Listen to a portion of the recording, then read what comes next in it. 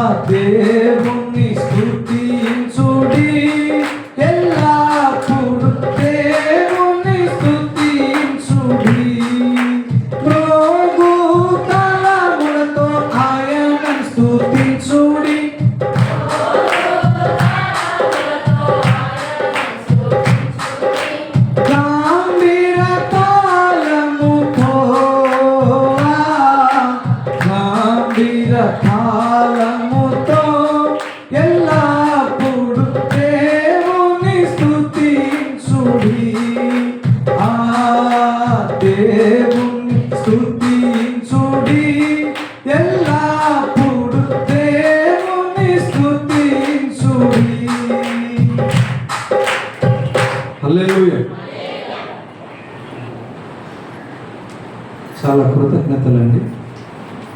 చాలా వందనాలు పాడినందుకు దైవజనులకు. మన శ్రీకి నాశ కలిగిన వారు ఒక పాటకు అవకాశం ఉంది.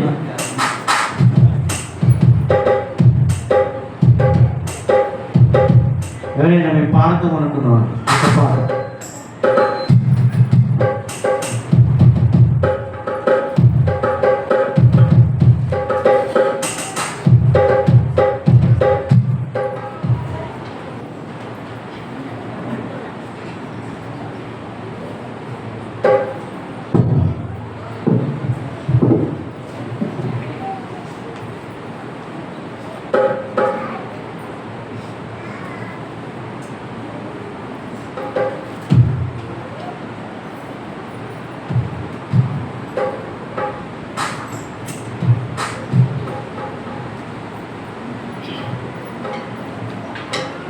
దేవునికి స్తోత్రాలు.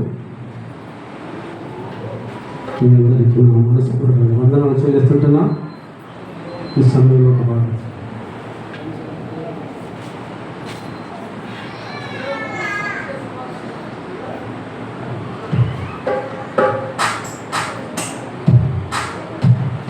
మారు మనసుకు తగినా పల్లములను పల్లించో మారు మనసుకు తగినా పల్లములను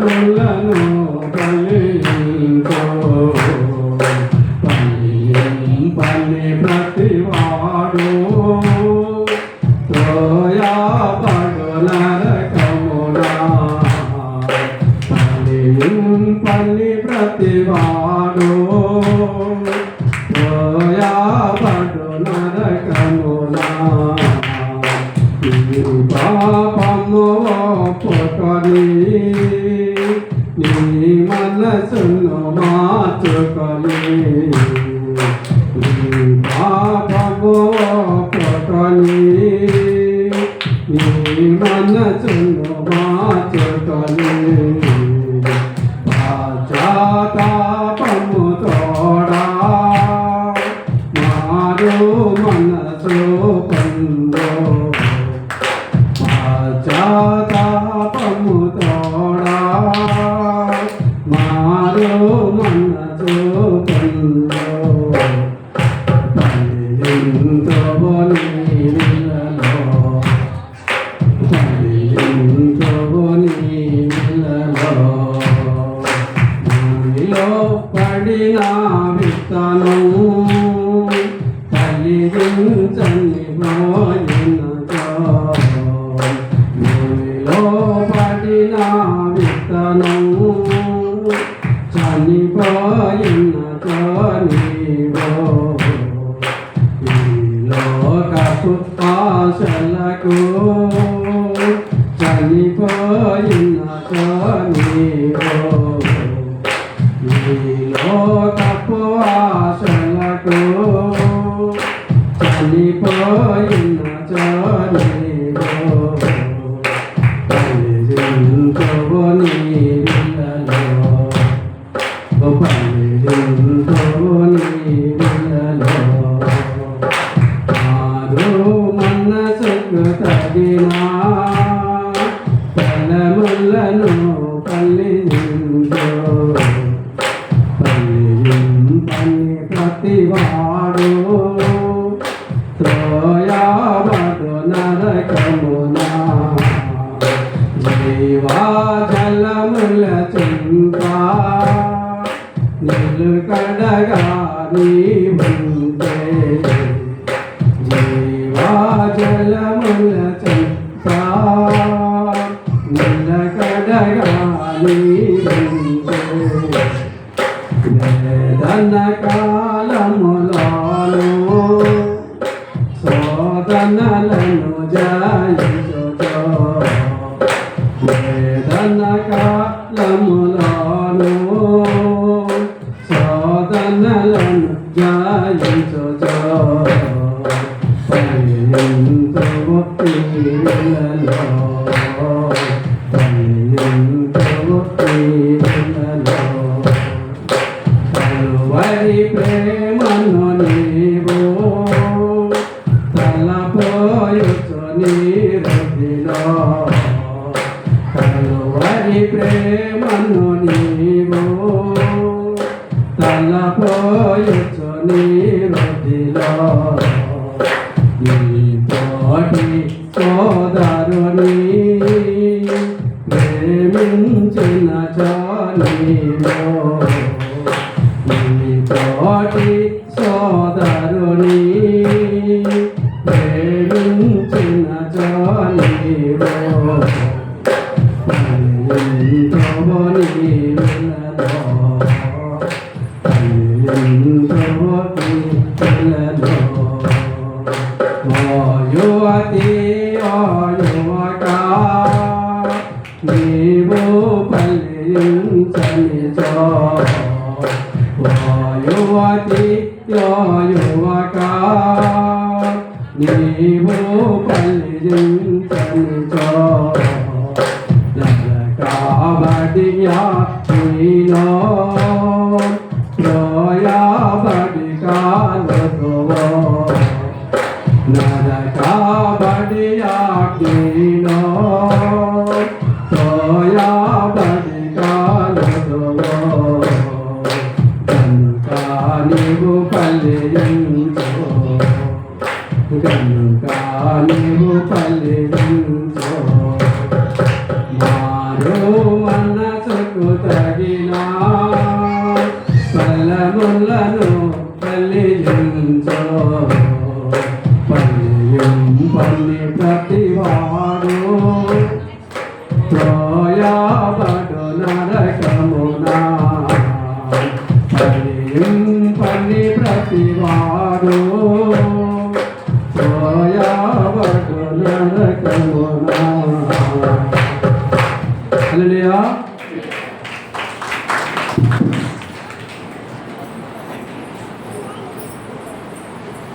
మంచిది. అందుకే చెప్పండి కూడా మాట పడిన దైవజనులకు.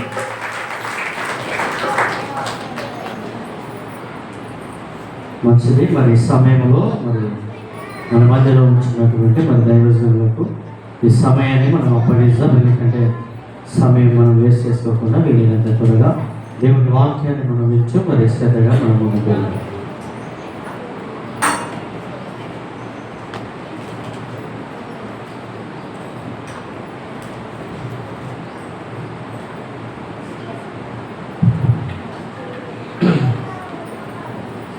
ప్రార్థన చేసుకున్నాం. మహాత్ముడా మీకు వందనాలు చెల్లిస్తున్నాం ప్రభువా. అంతా మీరు మాకు తోడుగా ఉన్నందుకు మీకు వందనాలు. ఈ సాయంకాలం వేళ ప్రభావ మీ పాసానికి మరి ఒకసారి వస్తూ ఉన్నాం దేవా. ఉదయం చాలా డీటెయిల్గా విస్తారంగా మేము మీ వాక్య భాగంలో నుంచి కొన్ని విషయాలను ఆలోచన చేసాం ప్రభా.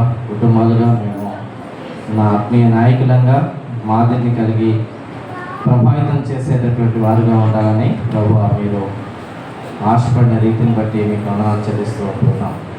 మా ప్రియుడా మమ్మల్ని ఈ సాయంకాలం దర్శించుకొని వేడుకుంటున్నాం దేవా. ప్రభువా మీ అందు సంతోషాన్ని మేము ఎక్స్పీరియన్స్ అయ్యేటటువంటి జనాంగంగా ఉండటానికి మీ కృపా సహాయం మాకు దయచేయమని ప్రార్థిస్తున్నాం.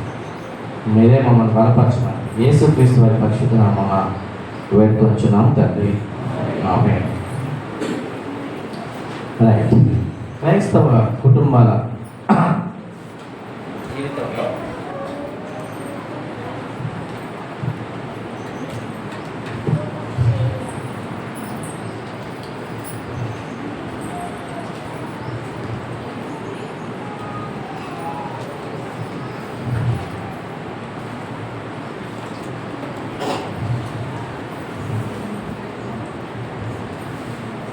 ఎస్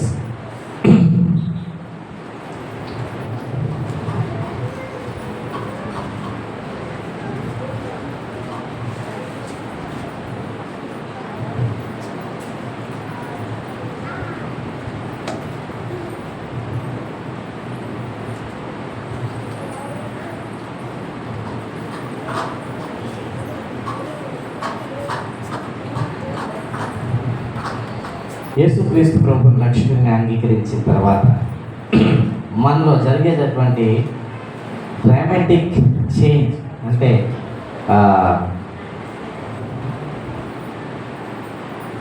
మానవుని మాటల్లో ఎక్స్ప్లెయిన్ చేయలేనటువంటి మార్పు అది ఎంత ఉన్నతంగా ఉంటుంది అనేటటువంటి విషయాన్ని మొదట మనం గ్రహించటం, మన చుట్టూ ఉన్నటువంటి వారు గ్రహించటం అనేటటువంటి చాలా ప్రాముఖ్యమైనటువంటి సంగతి అన్నమాట. ఆ డ్రామాటికల్ చేంజ్ ఏదైతే ఉంటా ఉందో దేవుని సారూప్యంలో మనము మార్చబడేటటువంటి ప్రక్రియలో అది భాగం అని మనకు తెలుసు. సో దేవుని సారూప్యంలో మార్చబడేటటువంటి ప్రక్రియలో మనము ప్రభువును సేవించడం అనేటటువంటిది ఎంతో ఉన్నతమైనదిగా ఆ పార్ట్లోకి వస్తుంది అన్నమాట. ప్రభువును సేవించడంలో ఉంటున్నటువంటి బ్యూటీ, సౌందర్యం, ప్రభువును సేవించడంలో ఉండేటటువంటి సాటిస్ఫాక్షన్, సంతృప్తి, ప్రభువును సేవించడంలో ఉండేటటువంటి సంతోషాన్ని మనము మన కుటుంబాలు అనుభవించాలని, టేస్ట్ చూడాలని దేవుని యొక్క డిజైర్, దేవుని యొక్క ఆశ. మనం సంపాదించి సంతృప్తి పొందటం కాదు, మనం లేకపోతే గొప్ప పేరు హోదాలు సంపాదించి సంతృప్తి చెందటం, సంతోషించడం కాదు. కానీ దేవుని సేవించి మనం సంతోషించడం, దేవుని సేవించి మనం సంతృప్తి పొందటం, దేవుని సేవించి మనం ఆనందించటం దేవుని యొక్క చిత్తమై ఉంటాం. అది ప్రాథమికమైనటువంటి సంతోషాన్ని ఇచ్చేటటువంటి సంగతి. The key factor, the important thing in life which gives real joy and real satisfaction in Christian life is serving God. No other thing.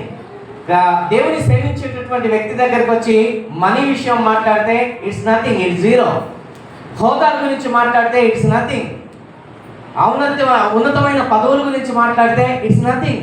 అది కానే కాదు, అవన్నీ చెత్తతోటి పెంటతోటి సమానమైనటువంటి విషయాలు అనేటటువంటి సంగతి మనం అర్థం చేసుకోవాలన్నమాట. That's the beauty in Christian serving.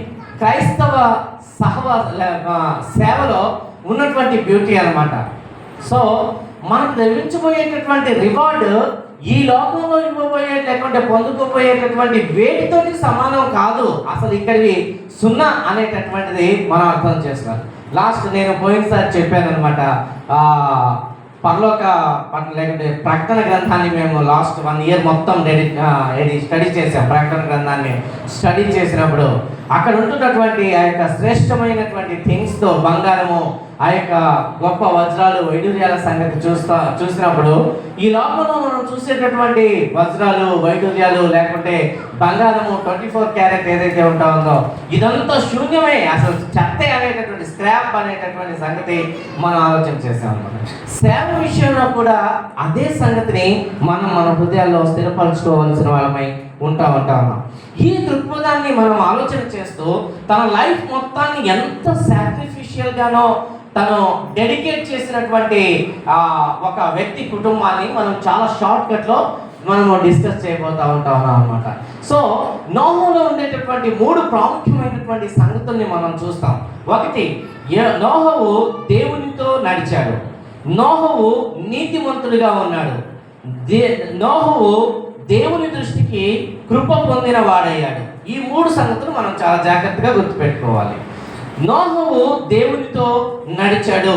So and నోహు నీతిమంతుడిగా, తన తరం వారిలో నీతిమంతుడిగా ఉన్నాడు. మూడవది, నోహు దేవుని దృష్టికి కృప పొందిన వాడాయను అనేటటువంటి సంగతి మనం చేస్తూ ఉన్నప్పుడు ద వాక్ విత్ గాడ్, దేవునితో నడవటం అనేటటువంటి కుటుంబాలకి ఉన్నతమైనటువంటి ఆశీర్వాదాన్ని తీసుకొస్తుంది. ఇందాక మేము మాట్లాడుకుంటూ ఆలోచన చేస్తూ ఉన్నాం.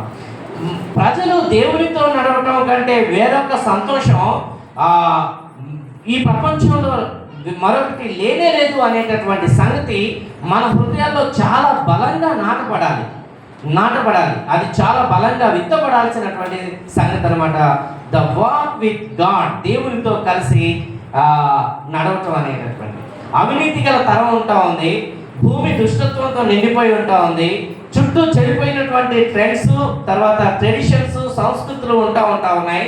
అలాంటి తరంలో నోహు దేవునితో నడిచినటువంటి విధానాన్ని మనం చూస్తాం అన్నమాట.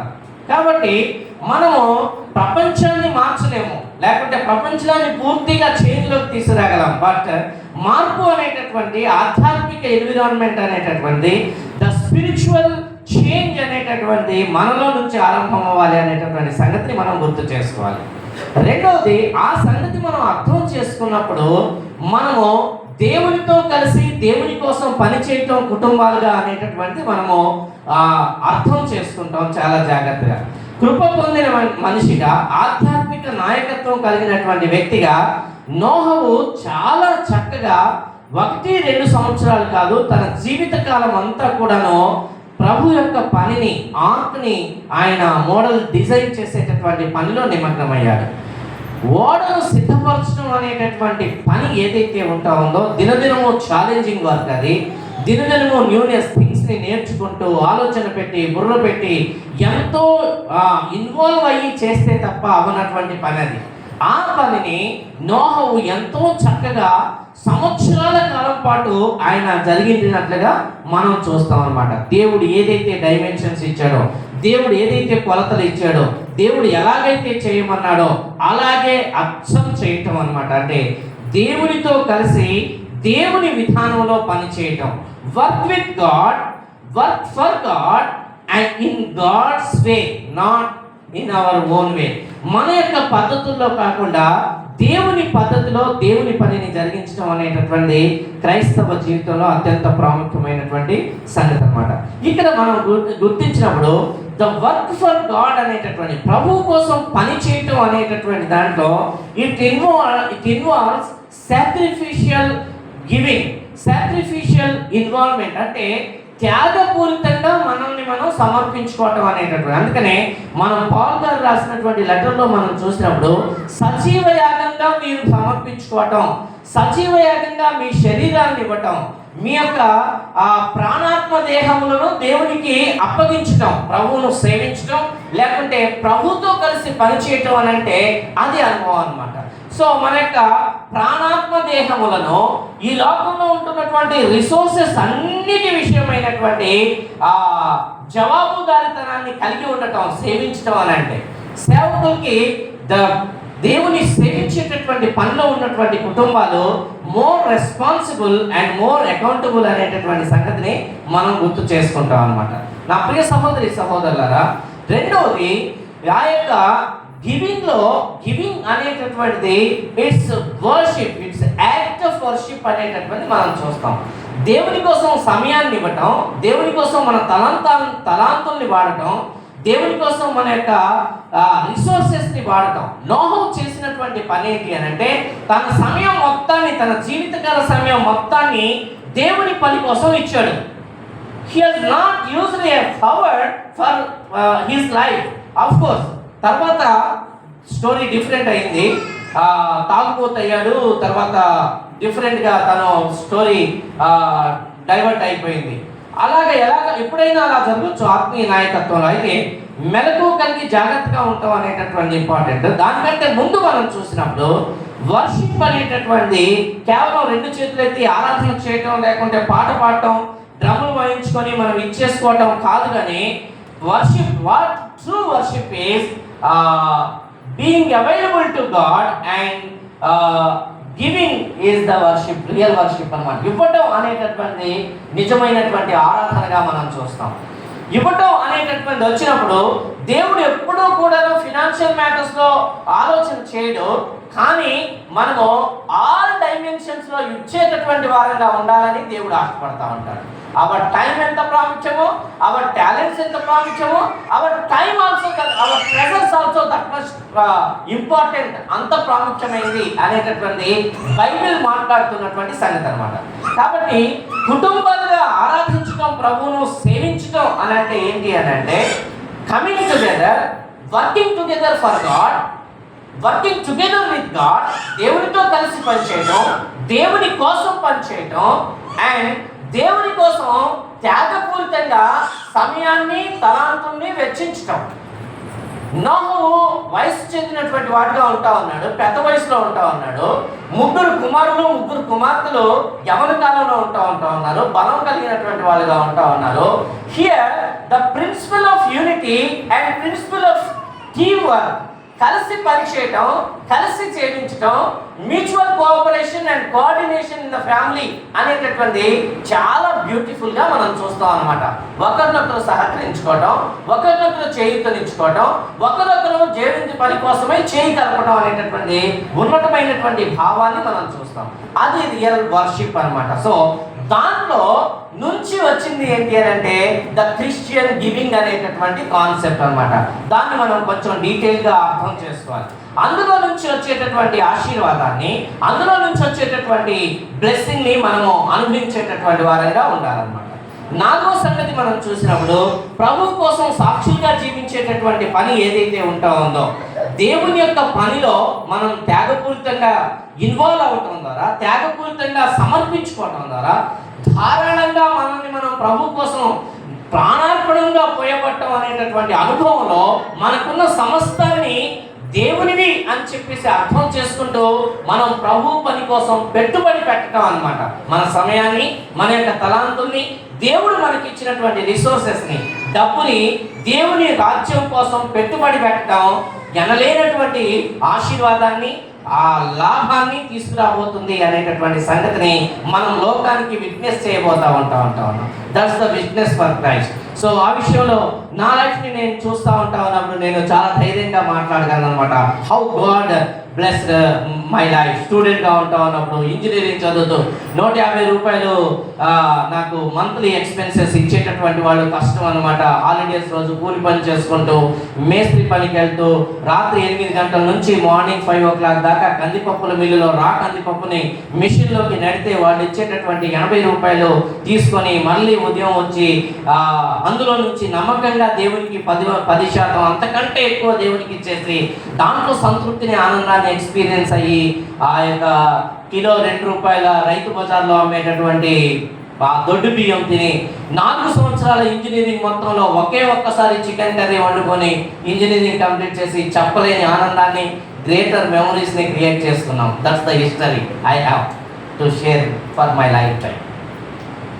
ఓకే మై డియర్ ఫ్రెండ్స్, దాంట్లో నుంచి వచ్చేటటువంటి ఆశీర్వాదం, దానిలో వచ్చినటువంటి బ్లెస్సింగ్ ఎలాంటిది అనేటటువంటి నేను నిలబడి బలగుద్ది మాట్లాడగలను అనమాట. సో ఇవ్వటంలో ఉన్నటువంటి మాధుర్యం, ఆనందం అనేటటువంటి that's the serving lord, that's the worshipping lord, that's the way of witnessing lord. అది దేవుని సర్వ్ చేసే విధానం, అది దేవునితో కలిసి పనిచేసే విధానం, అది దేవుని కోసం సాక్షులుగా జీవించేటటువంటి విధానం. దట్స్ ద విట్నెస్ అనమాట. అందుకనే నేను ఈరోజు యవనస్తుల ముందు, వేల మంది విద్యార్థుల ముందు నిలబడి కలిగి బల్లగుద్ది మాట్లాడగలను. The blessing and the Joy in giving అనేటటువంటి. నా పెళ్లి కాకముందు నాకు వచ్చేటటువంటి శాలరీ మొత్తం 95% I use for the ministry. ఈ అమ్మాయి మా ఇంటికి వచ్చేటప్పటికి సింగరేణిలో ఏఈ అంట, మంచి ఉద్యోగం, ఎలా ఉందో ఇల్లు అనుకొని కలలు కనుకుంటూ వచ్చింది పిల్ల. మా ఇంటికి వచ్చేటప్పుడు పెళ్ళైన తర్వాత ఈమె వచ్చేటప్పటికి నాకున్న ఆస్తి ఏంటో తెలుసా? అప్పటికి నేను 4 years ఇంజనీరింగ్ కాలేజ్లో అసిస్టెంట్ ప్రొఫెసర్గా వర్క్ చేశాను. సింగరేణిలో 2 years వర్క్ చేశాను. అప్పటికి నా యొక్క ఇంట్లో ఉన్నటువంటి ఆస్తి ఒక మ్యాట్, 2 ప్లేట్లు, ఒక కర్రీ గిన్నె చిన్నది, ఒక అన్నం వండుకునే గిన్నె చిన్నది. That was my property by the time of my marriage.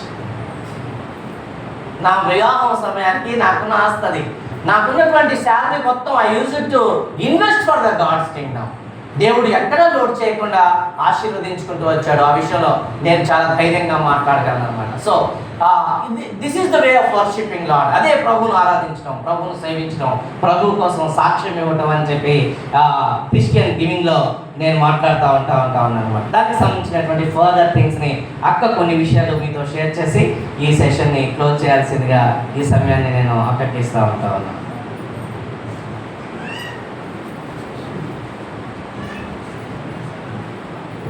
ఒక్క నిమిషం, ఒక చిన్న ప్రేర్ చేసుకొని స్టార్ట్ చేసుకుందాం. మహాదేవ, మహోన్నతుడ, సర్వశక్తిమంతుడ, సర్వాధికారి అయిన నా తండ్రి, మీకు వందనాలు. నువ్వు మాట్లాడే దేవుడవు, నువ్వు మా అందరితో మాట్లాడే దేవుడవు. మా హృదయంలో తండ్రి, మా మనస్సులో జరుగుతున్న దాన్ని చూస్తున్న వాడవు. మీకు వందనాలు తెలియజేస్తా ఉన్నాం.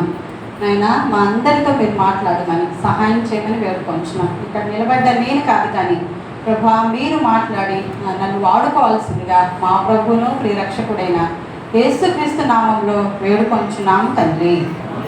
ఆమేన్. సో చాలాసేపు కూర్చుంటున్నాము, కొంచెం నడుము నొప్పి ఉంది అంటే ఒక్కసారి నిలబడి కూర్చుందాం. ఓకేనా? లేదు పర్లేదు అంటే నేను ఒక 1/2 hour తీసుకుంటాను, అప్పుడు కూర్చోవాల్సి ఉంటుంది. సో నా మనసు ఏంటంటే అందరూ చూడాలి, అందరూ వినాలి అనిపిస్తుంది. అందరు వెళ్ళిపోతే నేను ఇక్కడ నిలబడలేను. నేనేమో లెక్చరర్ని, సో మా పిల్లల్ని కూడా అదే చేస్తూ ఉంటాను. దేవుడు మనతో మాట్లాడుతున్నప్పుడు ఎవరు మాట్లాడేది అనేది కాదు, ఎంత పెద్ద పిల్ల ఎంత చిన్న అట్లా కాదు, దేవుడు మాట్లాడుతున్నాడు అనేది వినాలి. మీరు చాలాసార్లు వినుంటారు వర్డ్స్, మళ్ళొకసారి చెప్తున్నాం. యెహోవా ఆశీర్వాదము ఐశ్వర్యమునిచ్చును. అందరం చెప్దామా? దేవుని వాక్యం కదా, గట్టిగా చెప్దాం. మీ అందరికి ఐశ్వర్యం ఆశీర్వాదం కావాలని ఎవరికైనా ఉంటుంది కదా. సో గట్టిగా చెప్దాం. యెహోవా ఆశీర్వాదము ఐశ్వర్యమునిచ్చును. యెహోవా ఆశీర్వాదము ఐశ్వర్యమునిచ్చును. హల్లెలూయా. సో మనం ఒక వర్స్ చదువుకుందాము. 1 తిమోతి 6వ అధ్యాయము 7-8 వచనాలు.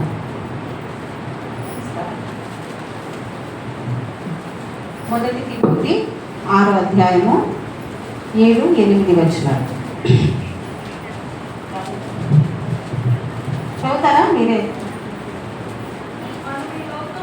మనం ఈ లోకంలోనికి ఏమీయూ తేలేదు, దీనిలో నుండి ఏమీయూ తీసుకొని పోలేము. అర్థమవుతుందా? మనం ఈ లోకంలోనికి ఏమీయూ తేలేదు, మనం వెళ్ళేటప్పుడు ఏమీ తీసుకొని పోలేదు. ఇది ఎక్కడ రాయబడింది? బైబిల్ గ్రంథంలో రాయబడింది. ఇక పాత నిబంధనలో కూడా ఇట్లాంటివి రాయబడ్డాయి. యేసుక్రీస్తు పుట్టక ముందు ఒక వ్యక్తి చాలా జయించాడు, చాలా చేశాడనమాట. ఆయనని గ్రీక్ వీరుడు అంటూ ఉంటారు. గ్రీక్ వీరుడు అంటూ ఉంటారు. ఆయన అన్ని ప్రపంచ దేశాల్లో చాలా దేశాలను జయించుకుంటూ వస్తూ భారతదేశంలోనికి ఎంటర్ అయిపోయాడు. మన దేశాన్ని కూడా జయించడానికి, మనల్ని ప్రొటెక్ట్ చేయడానికి దేవుడు న్యాచురల్గానే మన దేశం చుట్టూ చాలా అద్భుతమైన బౌండరీస్ని, అంటే హద్దుల్ని పెట్టారు. ఒక అంటే మన అంటే ఏమంటారు దాన్ని, మన హద్దుల్లో జమ్మూ కాశ్మీర్ హిల్స్, ఒకవైపు సముద్రం, రెండు వైపుల సముద్రము, హిల్స్ ఉంటుంది. లోపలికి ఎంటర్ అవ్వడానికి అంత ఈజీగా రాదు మన దేశంలోనికి. అయినా తనకున్న తెలివితేటలతో, తన సైన్యంతో భారతదేశంలోనికి ఎంటర్ అయిపోయారు. అయితే మన దేశంలో ఇవన్నీ ఉంటూనే ఇంకా పుష్కలంగా ఉండేవి ఉంటాయి. ఏంటవి? దోమలు. దోమలు కూడా చాలా బాగా ఉంటాయి అన్నమాట. మన సైన్యం పెద్ద బలంగా లేనప్పటికీ మన దోమలు చాలా బలంగా ఉంటాయి. సో బలంగా ఉన్న దోమలు, అప్పటికి మలేరియా వ్యాధికి ఏం వ్యాక్సిన్ లేదు, మందులు కూడా పెద్దగా లేవు. అయితే Alexander the great has enter in to the India. అక్కడ మన సైనికులు ఆయన ఆపలేకపోయారు, కానీ మన దోమ కుట్టేసింది.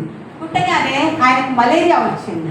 ఆయనకి ఎప్పుడు లేని జ్వరం, ఎవ్వరికి భయపడడు ఆయన, ఎవ్వరికి భయపడడు ఆయన. ముసలోడు కాదు, ఆలోచించి పెద్ద చాలా ఎక్స్పీరియన్స్ ఉన్నవాడు కాదు. 33 years మాత్రమే, 33 సంవత్సరాలు ఉన్న యవ్వనస్తుడు. యవ్వన బలం ఆయనలో ఉంటా ఉంది. చాలా ఎక్సైటెడ్గా లోపలికి వస్తున్నారు. ఆయన ఏ దేశానికి స్ట్రాటజీ వేసి, అంటే ఆలోచన చేసి ఏ దేశానికి వెళ్ళారే, మీరు సైనికులు అలా తిరిగండి, ఇట్లా అంటే బాంబే అండి, వాళ్ళు స్మాష్ అయిపోతారంటే అలానే అయిపోయినారు. అన్ని దేశాలను జయించుకుంటూ పెద్ద భారతదేశం, అఖండ భారతదేశం అంటారు కదా. అప్పుడు చైనా, పాకిస్తాన్, ఇండియా, ఇవన్నీ దేశాలు, బంగ్లాదేశ్, ఇవన్నీ కలిసిన భారతదేశం మనది, చాలా పెద్దది. ఆ పెద్ద కంట్రీని అంత ఈజీగా ఆషామాషిగా జయించలేము కాబట్టి ఇంకా ఎక్కువ రోజులు ఆలోచిద్దామని ఆలోచించి లోపలికి ఎంటర్ అవ్వడంతోనే ఏమైంది, 10 రోజులు కూడా కాలేదు, దోమ పుట్టింది. ఎవ్వరికి భయపడింది, ఆయన గుండె జారిపోయింది అనమాట. ఆయనకు వణుకు పుడుతుంది, ఆయనకు జ్వరం వస్తుంది, దగ్గు వస్తుంది. మలేరియా వస్తే ఏమేమైతే ఇంకా డయేరియా 1 and 2 అన్నీ వస్తున్నాయి. అంటే ఏమైతే మోషన్స్ అవుతున్నాయి, చలి జ్వరం వస్తుంది, నైట్ అంతా జ్వరమే, రోజంతా కొంచెం బాగున్నప్పటికీ. ఇదంతా ఏమవుతుందో ఆయనకు అర్థం కావట్లేదు. ఆయన చుట్టూ ఎంతమంది డాక్టర్స్ తెలుసా? 10ల సంఖ్యలో డాక్టర్స్ ఆయన చుట్టూ ఉన్నారు. ఎంతమంది, మనకు ఒక్క డాక్టర్ అంటే చనిపోతాం కదా, కానీ ఆయన చుట్టూ, ఆయన కింగ్ కదా, ఆయన కింగ్ మాత్రమే కాదు, ఆయన ఏంటి రాజులోకి చాలా చక్రవర్తి అంటారు కదా, చక్రవర్తి అంతే కదా. సో ఆయన అంత గొప్పవాడు అనమాట. సో ఆయనకి మనకి ఒక్కరొక్క డాక్టర్లు కాకుండా ప్రతి దాన్ని చూడడానికి పెద్ద పెద్ద డాక్టర్స్, చాలా డాక్టర్స్, అన్ని స్పెషాలిటీ కలిగిన డాక్టర్స్ ఆయన చుట్టూ ఉన్నారనమాట. ఆ డాక్టర్స్కి ఏం అర్థం కాదు, అందుకని మస్తు నొప్పులు ఉన్నాయి రా, సార్ నొప్పులు టాబ్లెట్ ఇస్తారు, అన్ని టాబ్లెట్లు ఇచ్చుకుంటూ పోయారు. ఒక రోజు వచ్చింది, వారం రోజుల తర్వాత పడక మీద పడుకొని ఉన్నాడు. మీరేం చేయండి తెలుసా, నేను చాలా దేశం నుండి సంపాదించిన వజ్రాలు, వైఢూర్యాలు, బంగారం, డబ్బు, చాలా విలువైన వస్తువులు ఉన్నాయి కదా, వాటన్నిటినీ తెచ్చి. అర్థమవుతుందా? ఇంకేం చేయండి తెలుసా, నాకు అంటే మీ డాక్టర్ ఏం కాదు సార్, మేమందరం ఉన్నాం కదా, మీరేం చేస్తారా, నా మనసు చెప్తుంది, నా లోపల అంటే చనిపోక ముందు ప్రతి మనిషికి తన మనస్సాక్షి చెప్తా ఉంటుంది, నువ్వు ఇక్కడ నుండి వెళ్ళిపోవాల్సిన అంటే టైం వచ్చేసింది అని అర్థమైపోతూ ఉంటుంది. అందుకనే మనం చాలాసార్లు మన పెద్దవాళ్ళు చనిపోక ముందు ఏమైనా చెప్తారా, వాళ్ళు చెప్పినవి చాలా ఇంపార్టెంట్ విషయాలు అని అనుకుంటాం, ఏమైనా ఆశీర్వదిస్తారా, వాళ్ళకి తిట్టించుకోకూడదు, వాళ్ళకి ఏమి ఇవ్వాలో అని పెట్టేయండి అంటూ ఉంటారు. బాగా చూసుకుంటారు, అన్ని రోజులు చూసినా చూడకపోయినా పడక మీద ఉన్నప్పుడు బాగా చూసుకుంటూ ఉంటారు. ఎందుకంటే మనల్ని ఆశీర్వదించాలి అని కదా, మనకి ఆశీర్వచనాలు పలికిపోవాలి అని. అదే యాకోబు అండ్ ఎవరు, యాకోబు పుట్టిన ఏశావు, వీళ్ళిద్దరూ ఐజాక్ దగ్గర చేస్తూ ఉంటారు అనమాట, వాళ్ళ డాడీ దగ్గర చేస్తూ ఉంటారు కదా. సో అంటే ఏంటి, అప్పుడు వాళ్ళ వాగ్దానం, వాళ్ళు ఏం చెప్పిపోతే అది జరిగిపోతుంది అని ఆలోచిస్తూ ఉంటారు. కానీ ఈయన ఏం చేస్తూ ఉన్నాడో తెలుసా, నాకు తెలుస్తుంది నేను పోతానని, మరి ఇప్పుడు ఏం చేయమంటారు? ఎవరేం చేయలేరు, డాక్టర్లు ఏం చేయలేకపోతున్నారు, చుట్టూ ఉన్న సైన్యం ఏం చేయలేకపోతుంది, అన్ని దేశాల ప్రజలు ఏం చేయలేకపోతున్నారు. ఆయన ఐసీయూలో ఉన్నారు అని అందరికీ న్యూస్ అందగానే గుండెలు. రాజశేఖర్ రెడ్డి చనిపోయినప్పుడు మీకు గుర్తుకుందో నా పెళ్లికి ముందే ఆయన చనిపోయాడు అనమాట. నేనైతే 3 రోజులు నిజంగా బాధపడ్డాను, చాలా ఏడుపు వచ్చేది, ఏదో మా ఇంట్లో మనిషి చనిపోయినట్టే అనిపించేది కదా. రాజశేఖర్ రెడ్డికే అంత పాపులారిటీ మన రాష్ట్రంలో ఉంటే ఆయన ప్రపంచ దేశాలని 3 సంవత్సరాల్లోనే జయించిన వీరుడుగా చాలా పాపులారిటీ సంపాదించిన వాడు. యూత్ అయితే ఆర్మీ ఆఫ్ అలెగ్జాండర్ అంటే కొట్టుకుంటారనమాట, చిప్పుకుంటారంటారు కదా, ఇప్పుడు చాలా మంది చచ్చిపోతారనమాట, డెడ్ ఫ్యాన్స్ ఉంటా ఉంటారు. అలాంటి వాళ్ళు కోలం కొట్టుకుంటున్నా ఆయన చెప్తా ఉన్నాడు, నేను పోతాను, ఏమవుతుంది, నాకు పోయే సమయం వస్తుంది, నేను చనిపోతానేమో అని భయం వేస్తుందిరా. ఎప్పుడు భయపడలేదు, ఆయన రక్తంలోనే భయం అనే పడలేదు అని అనుకున్నారు అన్ని రోజులు. ఆయన కూడా అదే అనుకున్నారు. కానీ ఇప్పుడు భయపడిపోతున్నాడు, టెన్షన్ పడి అంటున్నాడు, నేను చచ్చిపోతా, మీరేం చేయాలో తెలుసా, నాకు నా సమాధి మీద ఏమీ తీసుకొని రాలేదు, ఏమీ తీసుకొని పోలేము అని రాయండి. ఒకటి. రెండోది, నన్ను పాడని తీసుకొని పోతారు కదా మీరు, అప్పుడు మీరేం చేయండి అంటే నా చేతులు కాళ్ళని ఏం చేస్తారు, కప్పకూడదు, కిందికి వేలాడదీయాలి. ఈ చేతులు ఇలా, కాళ్ళు కింద అలా వేలాడదీసి ఎత్తుకొని పోవాలి అని అన్నారు. అంటే నేను వచ్చినప్పుడు ఈ చేతులతో ఏమీ పట్టుకొని రాలేదు, పోయేటప్పుడు ఏమీ పట్టుకొని పోలేదు అని చెప్పడానికి. ఇంకొకటి, నేను ఏమైతే సంపాదించానో అవన్నీ నా పాడికి వేసేయండి, కావాల్సిన వాళ్ళు తీసుకొని పోతారు. అర్థమైందా? ఇది అనమాట కథ. ఈయన తర్వాత ఎప్పుడో చెప్తున్నాడు, మన బైబిల్లో ముందే రాయబడింది, మీరేం తీసుకురాలేదు, మీరేమీ తీసుకొని పోలేదు. అసలు చేయాల్సింది ఏంటి మరి కదా, ఇది కదా మనకు కావాల్సింది. అసలు చేయాల్సింది ఏం చేయలేదు, ఏం పోలేదు, పట్టుకొని పోము అంటున్నా, బాగుంది. అయితే మనం ఏం చేయాలి ఇక్కడ అనేది మనకు కావాలి కదా. అంతకుముందు అన్న నోవహు కుటుంబం గురించి చాలా అద్భుతంగా రాశారు. నోవహు కుటుంబం గురించి రాసేటప్పుడు 6వ అధ్యాయంలో చూస్తే ఒకసారి చదువుదాము. అక్కడ 6వ అధ్యాయం, ఆదికాండము 6వ అధ్యాయం. ఆయన గురించి లేకపోతే అక్కడ ఆయన చుట్టూ ఉన్న ప్రజల గురించి అద్భుతంగా రాయబడింది. ఒకసారి చదువుతామా అన్న, కొంచెం చదివి. 6వ అధ్యాయం అంట 9వ వచనం.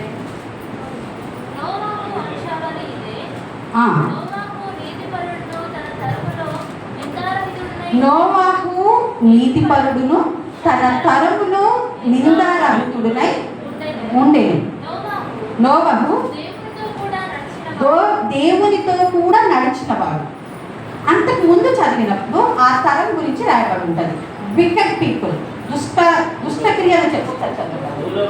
భూలోకము దేవుని సన్నిధిని చెడిపోయి ఉండేను, భూలోకము బలాత్కారంతో నిండి ఉండేను. దేవుడు భూలోకమును చూచినప్పుడు చెడిపోయి ఉండేను. భూమి మీద సమస్త శరీరులు తమ మార్గమును చెరిపి వేసుకొని ఉండిరి. ఇది ఎప్పుడు స్టోరీ, ఎప్పుడు ఇది అసలు, ఇది జరిగింది ఎప్పుడు, నోవహు కాలంలోనే. ఎప్పుడు, ఎన్ని రోజుల క్రితం, మొన్న సంవత్సరం అయిందా, ఎన్ని సంవత్సరాలైనా, దాదాపు 500 సంవత్సరాలు. ఆదికాండం స్టార్టింగ్లో ఉన్నాం మనం కదా. సో 6వ అధ్యాయంలోనే ఉన్నాం. సో 5000 సంవత్సరాల క్రితం రాయబడిన సంగతి ఇది. బలాత్కారం ఉంది, సమస్త శరీరులలో పాపం నిండి ఉన్నది. బలాత్కారం అంటే ఏంటి, మనకిష్టం లేకుండానే దౌర్జన్యంగా చేయించుకోవడం. అది అప్పుడే ఉంది, మరి ఇప్పుడు ఉందా, ఉందా ఉందా లేదా చెప్పండి. మీరు ఉన్నారా, ఇక్కడే ఉన్నారా? నేను గ్రూప్స్ కానీ కోచింగ్ ఊరికే వెళ్ళాను. వెళ్ళినప్పుడు అక్కడ వెట్టి చాకిరి అనేది విని చాలా రగ్లికో, చాలా బాధేసింది, కోపం వచ్చింది అన్నమాట. వెట్టి చాకిరి అంటే ఏంటో తెలుసా అమ్మ? ఇప్పుడు మీరు ఎవరైనా పనికి వెళ్ళారనుకోండి, ఊరికే వెళ్తారా, ఏం చేస్తారు, డబ్బులు తీసుకుంటారు కదా, పని చేస్తే డబ్బులు తీసుకుంటారు. కానీ అప్పుడు వెట్టి చాకిరి అంటే ఏంటంటే ఊరికే వాళ్ళ ఊర్లో ఉన్న పెద్ద మనిషి లేకపోతే రాజు ఇంటికి వెళ్ళి వితౌట్ పేమెంట్, ఒక్క పని కూడా లేదు, ఒక్క డబ్బు కూడా తీసుకోకుండా పని చేయరు. అర్థమవుతుందా? ఒక్క డబ్బు కూడా తీసుకోకుండా పని చేయరు. ఒకవేళ నీవు నీ పొలంలో పని చేస్తున్నప్పుడు నీ పొలం పండితే నీ పొలంలో పండిన ప్రతి దాన్ని తీసుకుపోయి ఆయనకి ఇచ్చేయరు. ఏమైనా కామన్ సెన్స్ ఉందా? అర్థమైందా కదా? అలాంటిది ఎప్పుడుంటే చాలా సంవత్సరాలు కాదు. మనకు అంటే మన ఇండియా స్వతంత్రం రాకముందు వరకు రజాకారులు మనల్ని పరిపాలించేటప్పుడు అతను ఇప్పుడు 250 సంవత్సరాలు మనల్ని ఎవరు పరిపాలించారు? 40 సంవత్సరాలు దాదాపు బ్రిటిష్ వాళ్ళు పరిపాలించారు. దానికి ముందు రజాకారులు ఉంటాయి. సో 200-300 సంవత్సరాల క్రితమే ఇది కూడా ఉండింది. ఆ తర్వాత మనకి పొలాలు లేవు. మీ అందరి పేరు మీద రిజిస్టర్డ్ ల్యాండ్స్ ఉన్నాయా? ఇల్లులు ఉన్నాయా? ఇప్పుడు ఉన్నాయా లేవా? ఉన్నాయి. అప్పుడు రిజిస్టర్డ్ ల్యాండ్స్ లేవు. అర్థమవుతుందా? మీ పేరు మీద పట్టా పాస్ పుస్తకాలు లేవు. ఎవరి పేరు మీద ఉంటుంది అంటే ఆ రాజు ఆ జమీందారు పేరు మీద ఉంటుంది. ఊర్లో ఉన్న వాళ్ళ ప్రతి ఒక్కరు పోయి ఆ పొలంలో పని చేయాలి, కొంచెం తినడానికి తెచ్చుకోవాలి, మిగతాదంతా ఆయనకి ఇచ్చి రావాలి. ఇది అన్నమాట బలాత్కారం. అర్థమవుతుందా? నీకు ఇష్టం అట్లా చేయడం ఇష్టం లేదు, మన ఇష్టానికి వ్యతిరేకంగా పని చేయించుకోవడం, దానికి బలాత్కారం ఉంది. అది ఈ రోజు ఉంది, ఆ రోజు కూడా ఉంది. మీకు తెలుసా ఈ రోజు బలాత్కారం మనకి ఇప్పుడు కూడా జరుగుతుందని? మీకు ఫోన్పే ఉందా? ఎవరికైనా ఫోన్పే ఉంది కదా? ఫోన్పే మీద మొన్న 3-4 డేస్ అగో నుండి 6% ట్యాక్స్ కట్టించుకుంటాను. మీకు తెలుసా? తెలియకుండానే కట్టిపోతుంది బలాత్కారం. అర్థమవుతుందా? మనం ప్రతి దానికి ట్యాక్స్ కడుతున్నాం, మన కష్టానికి కూడా ట్యాక్స్ కడతాం. మనం కొన్న ప్రతి దీని ఫోన్ కొనేటప్పుడు ట్యాక్స్ కడతాం, దీని లోపల రీఛార్జ్ చేసేటప్పుడు ట్యాక్స్ కడతాం, ప్రతి దానికి రోజు చేస్తాం. అంటే ట్యాక్స్ మనకు తెలియకుండానే కడుతున్నాం. అంటే బలహీనులు ఎప్పుడూ బలవంతుని చేతిలో ఏం చేయబడుతున్నారు? అనగదొక్కబడుతూనే ఉన్నారు. అర్థమవుతుందా? సప్రెస్ అవుతా ఉన్నారు. అది దేవుడు చూశాడట. ఎక్కడి నుంచి? పరలోకం నుండి. దేవుడు బైబిల్లో రాయబడి ఉందన్నమాట. దేవుడు ఒక మనిషిని ఎందుకు తయారు చేస్తున్నాడు అనేది ఆదికాండం 1వ అధ్యాయం 28వ వచనంలో ఉంటుంది.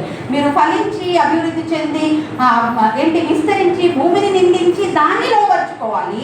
And you should be the ruler of whole world, లేకపోతే హోల్ భూమి అని ఉంటుంది. ఆ దేవుడు మనిషికి స్వచిత్తాన్ని ఇచ్చాడు. ఏమిచ్చాడు? స్వచిత్తం. అందరనండి, స్వచిత్తం అంటే ఏంటి? నా ఇష్టం. నీకు అంటూ ఒక ఇష్టం ఉంటుంది. నీకు అడ్డగోలు తిట్టాను అనుకో, నువ్వు ఎవరు నన్ను తిట్టడానికి? నేను చాలా హట్ అయ్యాను తెలుసా, నేను చాలా బాధపడుతున్నాను అంటారు. ఎందుకు? ఎక్కడి నుంచి వచ్చింది ఆ హట్టింగ్? ఆ స్వచిత్తంలో నుండి. అర్థమవుతుందా? నాకు ఇష్టం లేదు, నాకు ఎందుకు చేపిస్తారు అని అనడం అనమాట. ఈ స్వచిత్తాన్ని దేవుడు మనకి ఇచ్చాడు. అందుకనే దేవుడు భూలోకంలో ఉన్న ప్రతి ఒక్కరిని గల్లా బట్టి నువ్వు మందిరానికి రా, నువ్వు చర్చికి రాగా లాగట్లేదు. ఆయన అట్లా లాక్కుంటే బలాత్కారం చేస్తుంటే ఒక్కడు కూడా బయటికి వెళ్ళడానికి వీల్లేదు. అర్థమవుతుందా? ఒక్కడు కూడా బయటికి వెళ్ళడానికి, వేరే టెంపుల్స్కి వెళ్ళడానికి వీలే లేదు. ఎందుకంటే we are all from the God. మనం అందరం దేవుని బిడ్డలం. ఆయన లాక్కోగల సత్తా కలిగిన వాడు. అవునా కదా? ఆయన అర్హతలు ఉన్నాయి, పూర్తి అర్హతలు. ఎందుకంటే మనం అందరం ఆయన వారం. అవునా కదా? కానీ ఆయన మనకు ఒక స్వచిత్తం ఇచ్చాడు కదా, ఆ స్వచిత్తాన్ని హానర్ చేస్తున్నాడు, అంటే గౌరవిస్తున్నాడు. కాబట్టి నీకు నచ్చినట్టు చెయ్యి, కానీ ఏది రియల్, ఏది తప్పు అని తెలియచేది, ఏది నిజం అంటే ఏది అబద్ధం, లేకపోతే ఏది రైట్ అండ్ రాంగ్ అని తెలియచేసి నువ్వు రావాలని కోరుకుంటున్నాడే తప్ప ఆయన నిన్ను బలవంతంగా లాక్కోవాలని కోరుకోవట్లేదు. ఇది కథ కదా. అలానే ఈయన ఏమీ తీసుకొని రాలేదు, ఏమీ తీసుకొని పోలేదు. ఏం చేయాలి మనం ఇక్కడ అంటే కంటెంట్మెంట్ అంటారు. అనండి అందరూ, కంటెంట్మెంట్, సంతృప్తికరమైన జీవితం. అందరూ చెప్తామా? ఇక్కడ వాళ్ళందరూ నేను చాలా సంతృప్తిగా బ్రతుకుతున్నాను అన్న వాళ్ళు ఎంతమంది చేతులు లేకుండా అంత ఫీల్ లేదు మనకి. ఎందుకంటే సర్వేస్ చెప్తా ఉన్నాయి, భారతదేశంలో సర్వేస్ ఏమని చెప్తున్నాయనే తెలుసా? Most unhappy country in the world is India. India అనేది హ్యాపీ లేని ఒక కంట్రీ, సంతోషం లేని ఒక కంట్రీ, సంతృప్తి లేని ఒక కంట్రీ. 143వ ర్యాంక్లో ఉన్నాం. అర్థమవుతుందా? అన్నిట్లో మనమే ముందు, ఏజ్లో కూడా మనోళ్ళే ముందు. సో అన్ని రకాలుగా మంచిలో ముందు కాదు ఇండియా. ఏదైతే లాస్ట్ ర్యాంక్లో ఉండాలో అది ఫస్ట్లో ఉంటుంది అనమాట ఇండియాకి. సో ఇది మీరు అనుకుంటున్నారు నేను చాలా సంతృప్తిగా ఉన్నా, హ్యాపీగా ఉన్నా. Thank God. ఒకవేళ మీరు అట్లనే ఉంటే దేవుడికి వందనాలు. ఒకవేళ లేదు అంటే మనం ఉంటున్నాము అనుకుంటూనే చాలా జరుగుతూ ఉంటుంది బ్రెయిన్లో. నైట్ అంతా నిద్రపట్టదు. ఎంతమందికి? మీరు ఇక్కడ చెప్పరు, కానీ మీ మనస్సాక్షికి తెలుసు, నాకు కూడా పట్టదు. అవునా కాదా? చాలా మందికి ఒకసారి నిద్రలేసామంటే నిద్ర పట్టదు. లోపల మనం ఏం ఆలోచించకూడదు అనుకుంటూనే ఆలోచిస్తూ ఉంటాం. ఇవన్నీ ఎక్కడివి అంటే సంతృప్తికరమైన జీవితం లేకపోవడం. అవునా కదా? ఎందుకు లేదు? ఎందుకు లేదు? నాకు అనిపిస్తుంది, మీకు తెలుసో లేదో, మొన్న నేను నీట్ ఎగ్జామ్ రాశారు కదా పిల్లలు. నీట్ ఎగ్జామ్ రాసినప్పుడు 22.5 లక్షల పిల్లలు రాశారు. 22.5 లక్షల పిల్లలు రాశారు. వాళ్ళకి డబ్బు కోసం ఎవరైతే టీచర్ తయారు చేయాలో పేపర్ వాళ్ళని లీక్ చేస్తారు, బయట డబ్బు కమ్ముకున్నారనమాట. ఈ పిల్లలకి తెలిసిపోయి అందరిని రద్దు చేస్తే నాకు చాలా బాధేసింది. ఎందుకో తెలుసా? 2 సంవత్సరాలు నిద్ర లేని రాత్రులు ఎన్ని గడిపానో. మా పాప ఫోన్ చేయగానే నాకు నైట్ అంతా నిద్రపట్టదు, ఏడుపు వస్తూ ఉంటుంది. నెక్స్ట్ డే పేపర్లో చూస్తే నారాయణ శ్రీ చైతన్యలో ఊరేసుకున్నారు, పిల్లలు సూసైడ్ చేసుకుంటున్నారు అనగానే ఇంకా అస్సలకి ఈమె ఏమని ఏడుస్తుంది, అమ్మ నాకు ఇక్కడ ఉండే బుద్ధి కావట్లా, నా ఫ్రెండ్స్ నన్ను తిడతా ఉన్నారు. ఇంతకుముందు నేను బాగానే ఒక స్టోరీ చెప్పాను ఛత్రపతి శివాజీ గురించి. ఆయన తక్కువ క్యాస్ట్లో పుట్టారని బాగా దొరుకుతుంటే పక్కలో సప్రెస్ చేస్తారు. ఇలానే చేస్తారు. మీకు మంచి మార్క్స్ వస్తావు అంటే నీకే మార్క్స్ వచ్చు, నీకు రావు, నువ్వేదో బట్టి పట్టావు, నీకు అసలు కాన్సెప్టే లేదు అనే వాళ్ళట వేరే పిల్లలు. ఎందుకు? ఈమె కొంచెం చదువుతున్నది కాస్త అంటే డిసప్పాయింట్ అయిపోయింది అనుకో, డిప్రెషన్ కింద ఇంకా పెరగలేదు వాళ్ళకి వస్తుంది. ఇదే అన్నమాట పిల్లల స్ట్రాటజీ కూడా. పిల్లల్లో కూడా ఆ క్రూరత్వం నిండింది. అంటే పుట్టుక నుండి పాపం ఉంది అంతేలా చేస్తున్నాను. అర్థమవుతుందా? ఆ రోజే కాదు పాపం ఉన్నది, ఈ రోజు కూడా ఉంది. అప్పుడు ఆ అమ్మాయికి ఏం జరిగింది అంటే అది క్యాన్సిల్ లీక్ అయిపోయింది అనగానే ధర్నాలు చేయాలి, గొడవలు పడాలి, ఎవరికైనా చెప్పాలి, అట్లెట్లా చేస్తారు, ఇంతమందిని మోసం చేస్తారా, ఎంత కోపము కదా, అక్రమం అన్యాయం జరిగిపోతుంది అని ఆవేశంతో బాధ ఊడిపోయారు. అలానే దేవుడు ఎవరో ఒకళ్ళు లేపాడు. సిజేపీ అనే ఒక పార్టీ బయటకు వచ్చి ధర్మేంద్ర ప్రసాద్ని ఏం చేశారు, రిజైన్ చేయించిన రోజు హ్యాపీగా అనిపించింది. ఎందుకంటే అకౌంటబిలిటీ ఉండాలి. అవునా కదా? మనం చేసిన తప్పుకి మనం ఏం చేయాలి, అకౌంటబిలిటీ చూపించుకోవాలి. అకౌంటబిలిటీ లెక్కప్ప చెప్పుకోవాలి, జవాబుదారీతనం ఉండాలి. ఒక తప్పు చేసినప్పుడు దీనికి పనిష్మెంట్ ఇది అన్నట్టు అర్థమైనప్పుడు జనాలకి వేరే వాళ్ళు చేయకుండా ఉండడానికి అని కదా. సో ఇది మనం కోరుకుంటాం. మంచిదే, ఉండాలా ఉండకూడదు, అట్లా మంచిదే, ఇవన్నీ చేయాలి. అయితే మనం ఇవి చేయలేని చూసినప్పుడు మనకు చాలా కోపం వచ్చేస్తూ ఉంటుంది అనమాట. అలాగూ కోపపడుకుంటూ ఉండాల్సింది ఈ నోబల్ గారు. ఎందుకంటే ఆయన చాలా నీతిమంతుడు. నేను చెప్పండి, ఎవరు చెప్పారు? దేవుడు చెప్తున్నాడు. సాక్ష్యం ఎవరు ఇచ్చారు? దేవుడు చెప్తున్నాడు. ఎవరు? ఆయన తరము వారిలో నోహు అనేవాడు చాలా నీతిపరుడు. అర్థమవుతుందా? ఏ తప్పిదము చేయలేదు. అక్కడి ప్రజలందరూ బలాత్కారం చేత, పాపం చేత, దుష్టత్వము చేత నిండిపోయి ఉన్నారు. మన కింద చదువుకుంటూ ఉంటే, కింద అధ్యాయంలో చదువుతూ ఉంటే దేవతల కుమారులు అంటే ఇక్కడ నరుల పిల్లల్ని పెళ్లి చేసుకున్నారు అని ఉంటుంది అనమాట. వాళ్ళకి ఒక తరం వచ్చింది, వాళ్ళ ఎంత దుష్టత్వాన్ని క్రియేట్ చేశారో మనం బైబిల్లో చూస్తాం. అంత భయంకరమైన ఒక తరం ఈ నోహు తరంలో ఉంది. ఆ తరంలో మనం చూస్తే అద్భుతమైన ఒక ఫ్యామిలీ. అవునా కదా? ఎవరి ఫ్యామిలీ? నోహు ఫ్యామిలీ. వాళ్ళకి ఎవరెవరు ఉన్నారు చెప్పండి, మీకు తెలిసిన దాంట్లో ఉండి. షేము, హాము, యాపేతు అని 3 కుమారులు. వాళ్ళకి పెళ్ళిళ్ళు అయిపోయినాయి. ఈయన ఉన్నాడు. ఈయనకి ఎవరు ఉన్నారు? భార్య ఉంది. అంటే 4 ఫ్యామిలీస్ ఉన్నాయి అక్కడ కదా. 3 వైఫ్ అండ్ హస్బెండ్ పిల్లలు, వాళ్ళ అదే మొత్తం 8 మంది ఉన్నారు. అవునా కదా?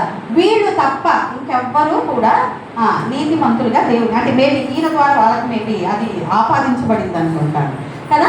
సో వాళ్ళు రాగలి. అసలు ఈయనని నీతిమంతుడు అని దేవుడు ఎలా ట్యాగ్ ఇచ్చి ఉంటాడు, ఏం చేసి ఉంటాడు చెప్పండి. తమ్ముడు నువ్వు చాలా నీతిమంతుడు అని నేను ఎలా చెప్పాలి కదక్క? విధేయత. దేవుడు ఏదైతే లోపల కోరుకుంటున్నాడో అది ఇలా చేసుకుంటూ ఉండొచ్చు. సూపర్. ఇంకా విధేయత చూపించేశారు. ఇంకా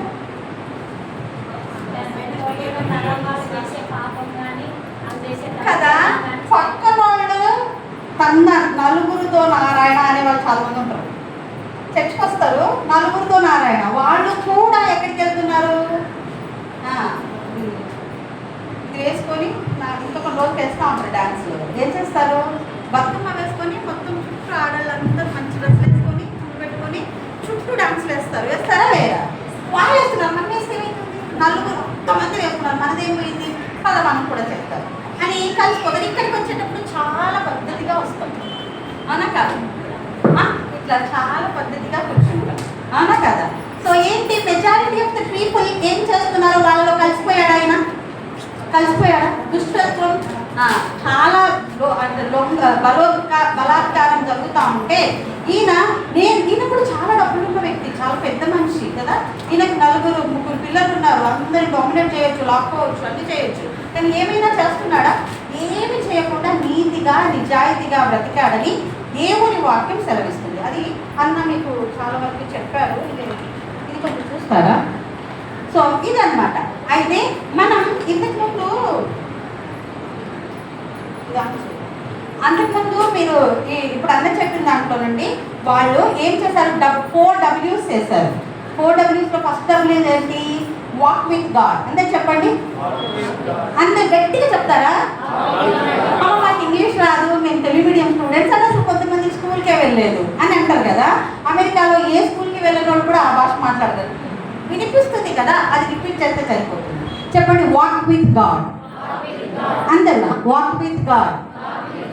నోహు దేవునితో నడిచెను. ఇది తెలుసు కదా, దేవునితో నోహు నడిచాడు. ఎలా నడిచాడు? దేవుని పక్కనే నిలబడ్డాడా?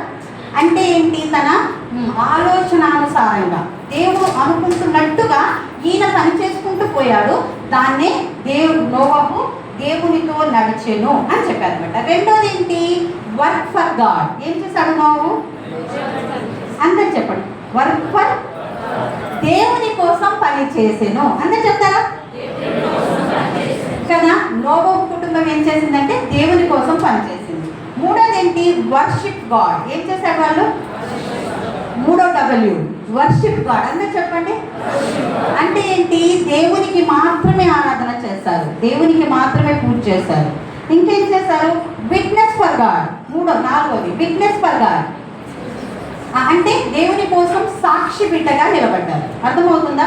ఈ 4 చేశారు. ఈ 4 చేసేటప్పుడు మీరు బైబిల్లో చదివినప్పుడు నోవహు గురించి చాలా అద్భుతంగా రాయబడింది. కానీ నోవహు యొక్క భార్య గురించి ఎక్కడైనా పేరు రాయబడిందా? రాయబడలేదు. మరి నోవహు భార్య ఉందా లేదా? లేకపోతే 4 పిల్లలు పుట్టారు అన్నా కదా? నోవహుకు భార్య ఉంది అని నాకు అర్థమవుతుంది. ఆ భార్య, మీరు యోబు భార్య గురించి ఎప్పుడైనా విన్నారా? యోబు భార్య చాలా విధేయురాలు అని రాయబడింది బైబిల్లో. అవునా? అవునా కాదా? అందరూ మాట్లాడాలని నేను వెళ్తే చెప్తున్నాను, మీరు మాట్లాడండి కాస్త. రాయబడలేదు అంటే ఏంటి? ఆమె తన భర్తని దూషించి ద్వేషించి వదలవను అని ఇష్టం వచ్చినట్టు మాట్లాడినట్టు రాయబడింది. రాయబడిందా లేదా? రాయబడింది. అయితే బైబిల్లో ఈమె విషయంలో మౌనంగా ఉంది. మౌనం అంగీకారం. అవునా కదా? ఏం మౌనంగా ఉంది? ఆమె గురించి ఏమి రాయకపోయినప్పటికీ ఆమె ఇండైరెక్ట్గా అన్ని చేసినట్టు కనపడుతుంది. ఎలా కనపడుతుంది అని అంటే, ఆమె ఓడలోకి వచ్చిందా లేదా? రాయబడింది బైబిల్లో. 8 మంది వచ్చారు, తన భార్య, పిల్లల యొక్క భార్యలు, వీళ్ళందరూ కూడా ఓడలోకి వచ్చారు. అంటే దేవుని యొక్క మాటకి ఆమె లోబడిందా లేదా? లోబడే స్త్రీగా ఉంది. ఆమె లోబడే స్త్రీగా ఉంది. అంటే భర్తకి సపోర్ట్ చేసే స్త్రీగా ఉంది. భర్తకి కదా దేవుడు వచ్చి చెప్పాడు, ఈమె ఎప్పుడు చెప్పాడా? చెప్పలేదు. మనం కిందికి వెళ్ళినప్పుడు నేను ఇదంతా చదివేట్లో వాళ్ళు చెప్పేశారు. ఇగో జెనసిస్ 6వ అధ్యాయం 13 నుండి 22 వచనాల్లో చదివినప్పుడు, God instructed Noah to build a large ark made of అదేంటి gopher wood. He gave detailed instruction about its size and construction. అంటే ఏంటి? ఎలా తయారు చేయాలి అనేది మొత్తం ఇచ్చారు. దాని పొడవు ఎంత ఉండాలంట తెలుసా? 300 క్యూబిట్లు. క్యూబిట్లు అంటే మూరలు అనుకుంటా మీకు. అండ్ లేకపోతే 450 ఫీట్లు. మీకు అక్కడ కనిపించలేదా?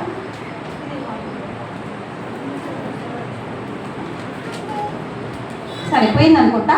450 ఫీట్ల పొడవు ఉందంట ఆ ఓడ. తర్వాత 75 ఫీట్ల వెడల్పు ఉంది. దాని హైట్ ఎంత అంటే 45 ఫీట్లు ఉంది. ఇదంతా దేవుడు చెప్పాడు. ఈ ఓడ 45 ఫీట్ల హైట్ అంటే ఎన్ని ఫీట్లు అనేది చర్చ్ 10 హైట్ ఉంటుంది జనరల్. ఇంకొక 10 20 ఫీట్లు ఇంకా పైన అంటే 5 ఫ్లోర్లు. ఇల్లు 5 ఫ్లోర్లు కడితే ఎంత పొడవు ఉంటుందో అంత పొడవు పైన, మళ్ళీ 45 ఫీట్ల. తర్వాత లెంత్ ఎంత? 300 ఫీట్. 450 ఇంత కాదు, 450 4-5 ఇళ్ళు. దీని పక్కన వెనకాల ఇలాంటి ఒక 3-4 వేస్తే అంత పొడవు, ఇంత వెడల్పు, ఇంత 5 ఏమంటారు ఫ్లోర్ల బిల్డింగ్ అంటే ఒక అపార్ట్మెంట్ అంతా ఒక అపార్ట్మెంట్ అంతా ఏం కట్టాలి వీళ్ళు? ఓడ కట్టాలి. ఒక అపార్ట్మెంట్ అంతా ఓడ కట్టి మీరు లోపలికి వెళ్ళాలి. ఏ టైంలో అన్నారు? మీరు బైబిల్ చదివితే అదే ఆరోగ్యం కిందికి 7-8 వజ్రాలు చదివితే ఉంటుందన్నమాట. ఏమని ఉంటుందంటే ఇది మీరు కట్టండి. అప్పటి వరకు ఏ రోజు వర్షపు చినుకులు కూడా రాలేదు. ఎక్కడ భూమి మీదకి వర్షము తుఫాను అనే వర్డే తెలియనప్పుడు నేను ఒక తుఫాన్ని తేవబోతున్నాను. మీరు ఈ ఓడలు కట్టుకొని మీరు మీ ఫ్యామిలీ ఇంకా అంటే పక్షులు జంతువులు ప్రతి జాతిని దాంట్లో తీసుకొని పోవాలి. కాబట్టి అది నిండే వాళ్ళందరూ పట్టే అంత పెద్ద ఓడ ఇంత కావాలి, మీరు ఇంత కట్టండి అంటే చాలా సంవత్సరాలే పట్టింది దాన్ని. అవునా కదా? ఈ సంవత్సరాల దానికి ఊరికే వచ్చి ఉంటుందా ఈ సామాన్ అంతా? అక్క 5 ఫ్లోర్ల ఓడ కట్టాలి, 5 ఫ్లోర్ల ఇల్లంతా ఓడ అపార్ట్మెంట్ కట్టాలి. ఊరికే అయిపోద్దట్రా. మరి ఊరికే కాకుండా అంటే ఏం చేయాలి? డబ్బు ఖర్చు చేయాలి. డబ్బు ఖర్చు హస్బెండ్ చేస్తూ ఉంటే వైఫ్ పర్మిషన్ ఇవ్వలేదు అనుకోండి కదా. కొంతమంది అక్కలు ఇస్తారా పర్మిషన్? ఒక్క రూపాయి కూడా తీసుకోవడానికి వీల్లేదు. మీరు శాలరీ చేసి జాబ్ చేసి శాలరీ వస్తుంది కదా, నెక్స్ట్ డే ఏం చేయాలి? అకౌంట్లో వేయాలి. ఎవరి అకౌంట్లో? అక్కల అకౌంట్లో ట్రాన్స్ఫర్ అయిపోవాలన్నమాట. అవ్వలేదో అప్పుడు ఆయన ఇంట్లోకి రావడానికి వీల్లేదు. ఉంటుందా? అవునా కదా? ఇట్లాంటి వాళ్ళు కూడా ఉంటారు కదా. సో అలాగే దేవుడు కోరుకోవట్లేదు. ఏంటంటున్నారంటే ఈమె ఏం చేసిందంటే 5 ఫ్లోర్లంతా బిల్డింగ్ అంతా ఓడ కట్టడానికి అయ్యే ఖర్చంతా ఆ ఇంటి కుటుంబస్తులే పెట్టుకున్నారు. ఊరోళ్ళందరూ ఇచ్చారా? అందరూ దుష్కార్యం చేసుకుంటూ ఎవరికి ఇష్టం వచ్చినట్టు వాళ్ళు తిరుగుతున్నారని బయట చెప్తుంది కదా. ఎవరు ఇవ్వలే. ఎక్కడైనా చందా అడిగారా? ఆఫరింగ్ అడగలే. ఎవరి దగ్గరికి ఫండ్ రేస్ చేశారా? ఇది ఏమీ చేయలేదు. వాళ్ళే చేస్తున్నారంటే ఈ 8 కూడా అంటే ఈ 4 ఫ్యామిలీస్ ఎంత కష్టపడి ఉంటారు. అంత ఫ్లోర్స్ ఆఫ్ బిల్డింగ్ కట్టాలంటే ఆ రోజుల్లో చాలా కష్టపడాలి. ఏ వుడ్తో చేయాలి, ఎలా చేయాలి అన్ని సైజులతో ఇంచు కూడా దేవుడు ఇచ్చాడు. ఆ ఇన్స్ట్రక్షన్ని వీళ్ళు ఫాలో అయిపోయారు. ఏం చేశారు? వీళ్ళు మొత్తం ఒబే అయిపోయారంటే విధేయత చూపించి సేమ్ పనిని చేశారు. Work for God. ఇది అన్నమాట నిజమైన వర్క్ అంటే. అర్థమవుతుందా? మనం అనుకుంటాం ఒక్క రోజు రోజంతా చర్చికి వెళ్ళాలా అక్క, ఘోరం ఈరోజు 400 ఇస్తున్నారట, గుత్త వేస్ట్ అయిపోతుంది. లేకపోతే ఏంటి పనికి వెళ్ళాలి, కూలికి వెళ్ళాలి, చాలా అసలు రోజంతా కూర్చోబెట్టారు ఆ సార్ వాళ్ళు. అయితే అట్లెట్లా కూర్చోబెడతారు? అర్థం కాదు. కొంచెమైనా మనకి ఎక్కడ వచ్చేస్తుంది? అయినా మాట్లాడుకుంటామా లేదా? మనకి ఎక్కడ వచ్చేస్తుంది? రెక్కాడితే ఇంకేదో అంటా ఉంటారు కదా, డొక్కాడదు. ఇవన్నీ ముచ్చట్లు పెట్టుకుంటాం మనం పక్కకు పోయి. రోజంతా చర్చిలో ఉంచుకుంటారా? అవునా కదా? కానీ వీళ్ళు సంవత్సరాల తరబడి దేవుని కోసం పనిచేస్తారు. దేవుని వాక్యం సెలవిస్తుంది, మీరు ఒక్కరోజు దేవుని ఆలయంలో గడుపుట 1000 దినాల కంటే ఆశీర్వాదకరం. యెహోవా ఇచ్చు ఆశీర్వాదం ఐశ్వర్యాన్ని ఇస్తుంది, కానీ మీరు ఎంత కష్టపడ్డా అది అధికం కాదు అని దేవుని వాక్యం సెలవిస్తుంది. దాన్ని మా చర్చ్లో ఒక అక్క ఉంటారనమాట. ఆమెకు 3 ఆడపిల్లలు. చిన్న పాప 16 రోజుల పాప ఉన్నప్పుడు ఆయన ఊరేసుకొని చనిపోయాడు. ఆయనకి లేనిపోని డౌట్లు, కోపాలు, బాగా కొట్టేవాడు, తాగేవాడు. లాస్ట్కి ఆయనే ఊరేసుకొని చనిపోయాడు. అప్పుడే మేము కొత్తగా దేవుళ్ళలోకి వచ్చాం. అర్థమవుతుందా? దేవుళ్ళలోకి వచ్చి మాకేం చేయాలో కూడా మాకు తెలియదు. నేను హాస్టల్లో చిన్నపిల్లగా ఉండేదాన్ని. అప్పుడు ప్రభుని నమ్మి ఆ సాక్ష్యాన్ని మా అమ్మకి చెప్తే మా అమ్మ ఫస్ట్ కొట్టినప్పటికీ దేవుడు తనతో మాట్లాడిన తర్వాత ఆమె ప్రభుని అంగీకరించిన తర్వాత మేము ప్రార్థన చేసుకుని మాకు వచ్చింది ఒకటే, ఏడవడం ప్రార్థన చేయండి. ఇంకా వేరేది ఏం రాదు. పెద్దగా చిన్న పాటలు ఏమైనా ఉంటే అవి పాడుకోవడం ఇవి వచ్చు. ఈలోపు ఆమె బీద విధవరాలు, ఏం లేదు, 3 ఆడపిల్లలు, చిన్న పాప చాలా చిన్నది, బాలింత ఆవిడ. అయితే ఆ బాలింత ఆవిడకి జ్వరం వచ్చింది. జ్వరం వస్తే ఆ రోజుల్లో ఇంటికి RMP డాక్టర్లు మాత్రమే వచ్చేవారు. ఆ 10th చదివిన ఒక అతను వచ్చి ఆమెకి ఇంజక్షన్ వేస్తే చేయి పడిపోయాడు. చేయలేదు. పిల్లలు బాలింత ఎలా? ఆమెను చూసుకునే వాళ్ళు ఎవ్వరూ లేరు. వాళ్ళ పేరెంట్స్ పెద్ద ఉండోడు కాదు, వాళ్ళ ఇంట్లోకి రానియలేరు. అత్త మామయ్య లేరు, చనిపోయారు. వాళ్ళు తోడుకోవడం వాళ్ళు అసలుకే రారు. ఇది ఆమె పరిస్థితి, ఘోరమైన పరిస్థితి ఉండే. అప్పుడు మా అమ్మకి ఆమె అంటే వాళ్ళ అక్క కూతురు, మా అమ్మ వాళ్ళ అక్క కూతురు అనుకోండి, దూర పనులు. సో అంటే పెద్దమ్మ పిన్ని అనుకుంటూ వచ్చేది. అప్పుడు అమ్మ మాకు తెలిసిన భాషలో మేము చెప్పింది, అమ్మ నేను చచ్చిపోయే స్థితిలో ఉన్న దేవుడు నన్ను బాగు చేశాడు, మీరు కూడా చర్చికి వస్తే బాగుంది కదా, మీరు వస్తారా, దేవుడు మిమ్మల్ని నడిపిస్తారు అని అంటే ఆమె మాట. ఎందుకంటే ఆమె గతి లేదు, ఏదో ఒక మార్గం కావాలి కదా. అందుకనే ఆమె ఇక్కడికి వచ్చి ప్రార్థన చేయడం స్టార్ట్ చేసింది. గట్టిగా పాటలు పాడేటప్పుడు మేము చప్పట్లు కొట్టుకుంటూ పాడేవాళ్ళు అనమాట. వాళ్ళకి తెలిసింది అది. పాడుకుంటున్నారు, చప్పట్లు కొట్టు, ప్రార్థన చేయి, పాట పాడవాలి. కానీ ఆమె ఏం చేసినా చప్పట్లే కొడతా ఉండేది. కింద పడి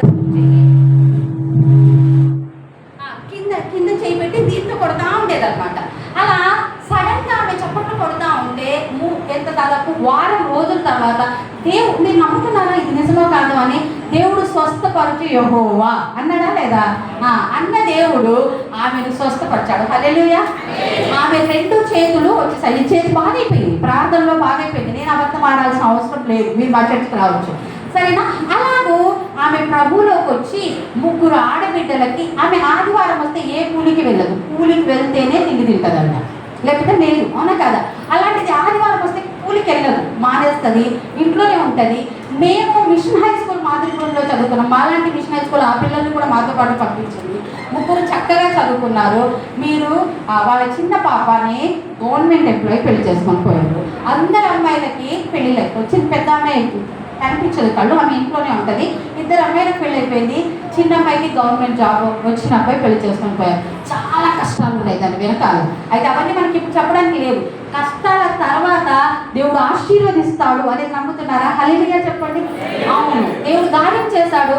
అంటే మనకి ఇక్కడ అర్థమైన విషయం ఏంటంటే, మన కష్టాల జీతం ద్వారా మనం సంపాదించుకోలేము, కానీ ఆయన ఆశీర్వాదం ఐశ్వర్యాన్ని ఇస్తుంది అనేది మనకు అర్థమవుతుంది, అవునా కదా? సో మనం ఎప్పుడు కంటెంట్ లైఫ్ని బ్రతుకుతూ, కంటెంట్ అంటే ఏంటి? సంతృప్తికరమైన జీవితాన్ని కలిగి ఈ లోకంలో బ్రతికి అదే మనసుతో. మాకు తెలిసిన ఒక ఆంటీ మా ఇంటి పక్కనే ఉంటారు ఇక్కడ క్వార్టర్స్లో. ఆ ఆంటీకి 85 సంవత్సరాలు ఉన్నట్టుంది.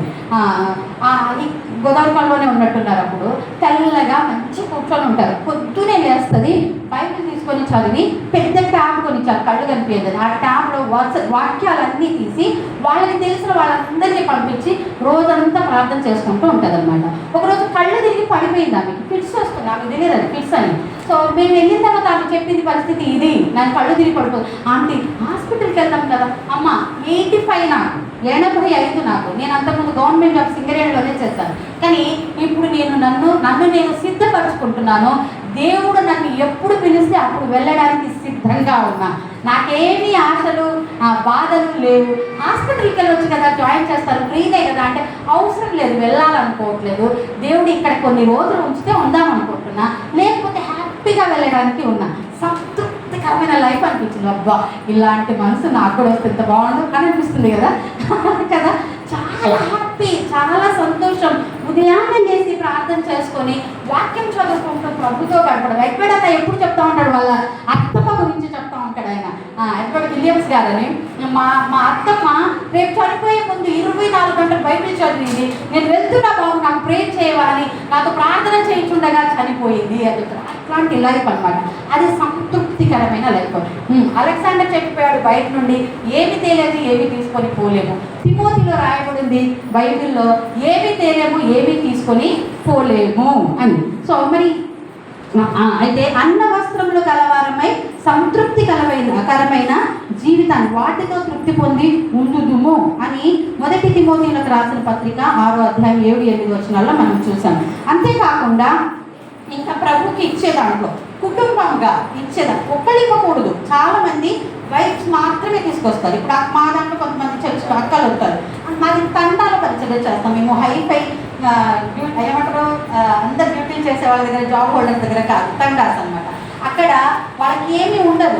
అండ్ హస్బెండ్స్ అందరు తాగి బయట తిరుగుతూ ఉంటారు, అక్కలే వస్తూ ఉంటారు చర్చ్కి. పాపం ఆ అక్కలకి 10 రూపాయలు 20 రూపాయలు తేవడానికి కూడా వాళ్ళు తేనివ్వరు అనమాట. డబ్బులు దాచిపెట్టుకొని తీసుకొచ్చి చర్చ్కి వేస్తూ ఉంటారు. ఎంత బాధ అనిపిస్తుంది, ఎంత సంతోషం కూడా అనిపిస్తుంది అనమాట. అంటే కొన్నిసార్లు హస్బెండ్కి వ్యతిరేకంగా వైఫ్స్ చేస్తూ ఉంటారు, ఇంకొన్నిసార్లు హస్బెండ్కి అంటే వైఫ్స్కి వ్యతిరేకంగా భర్తలు కూడా చేస్తారు కదా.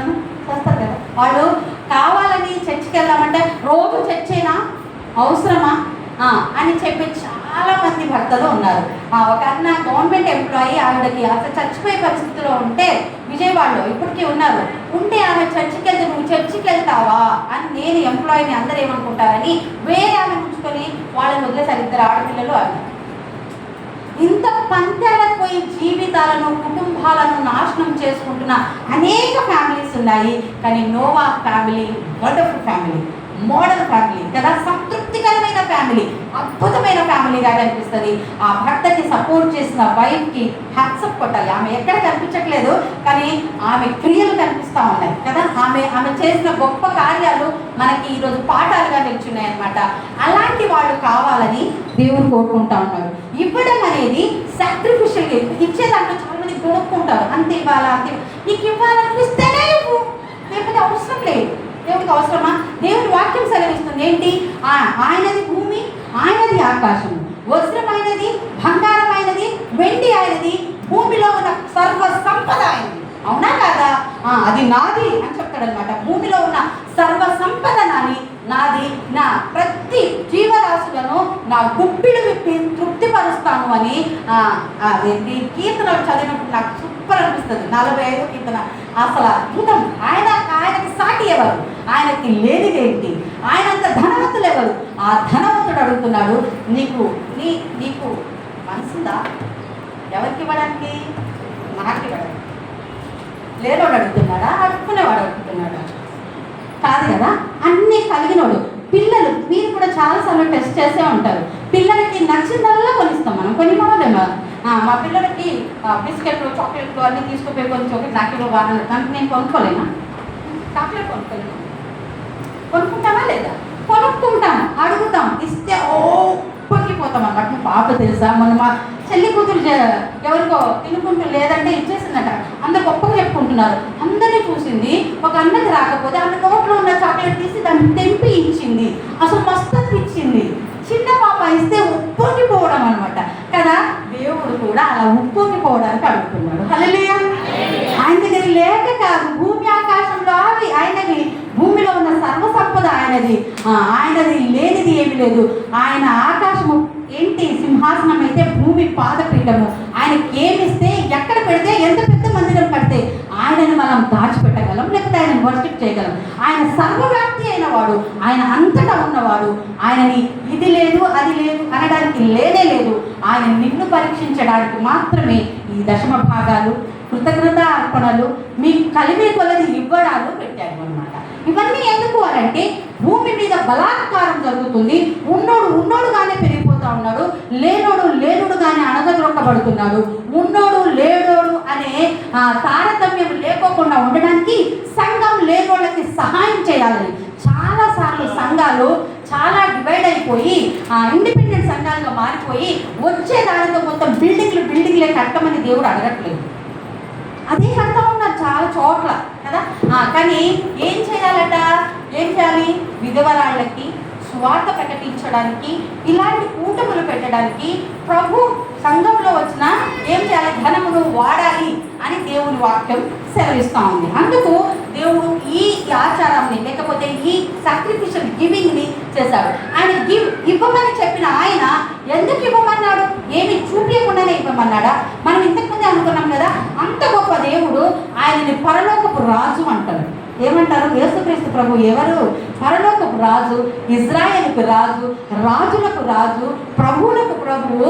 ఆయన ఎవరు? పరమ వైద్యుడు, ఘనుడు. ఆయన ప్రపంచ దేశాలను ఇన్ఫ్లుయెన్స్ చేసిన గొప్ప దేవుడు. ఆయనకేంటన్నా?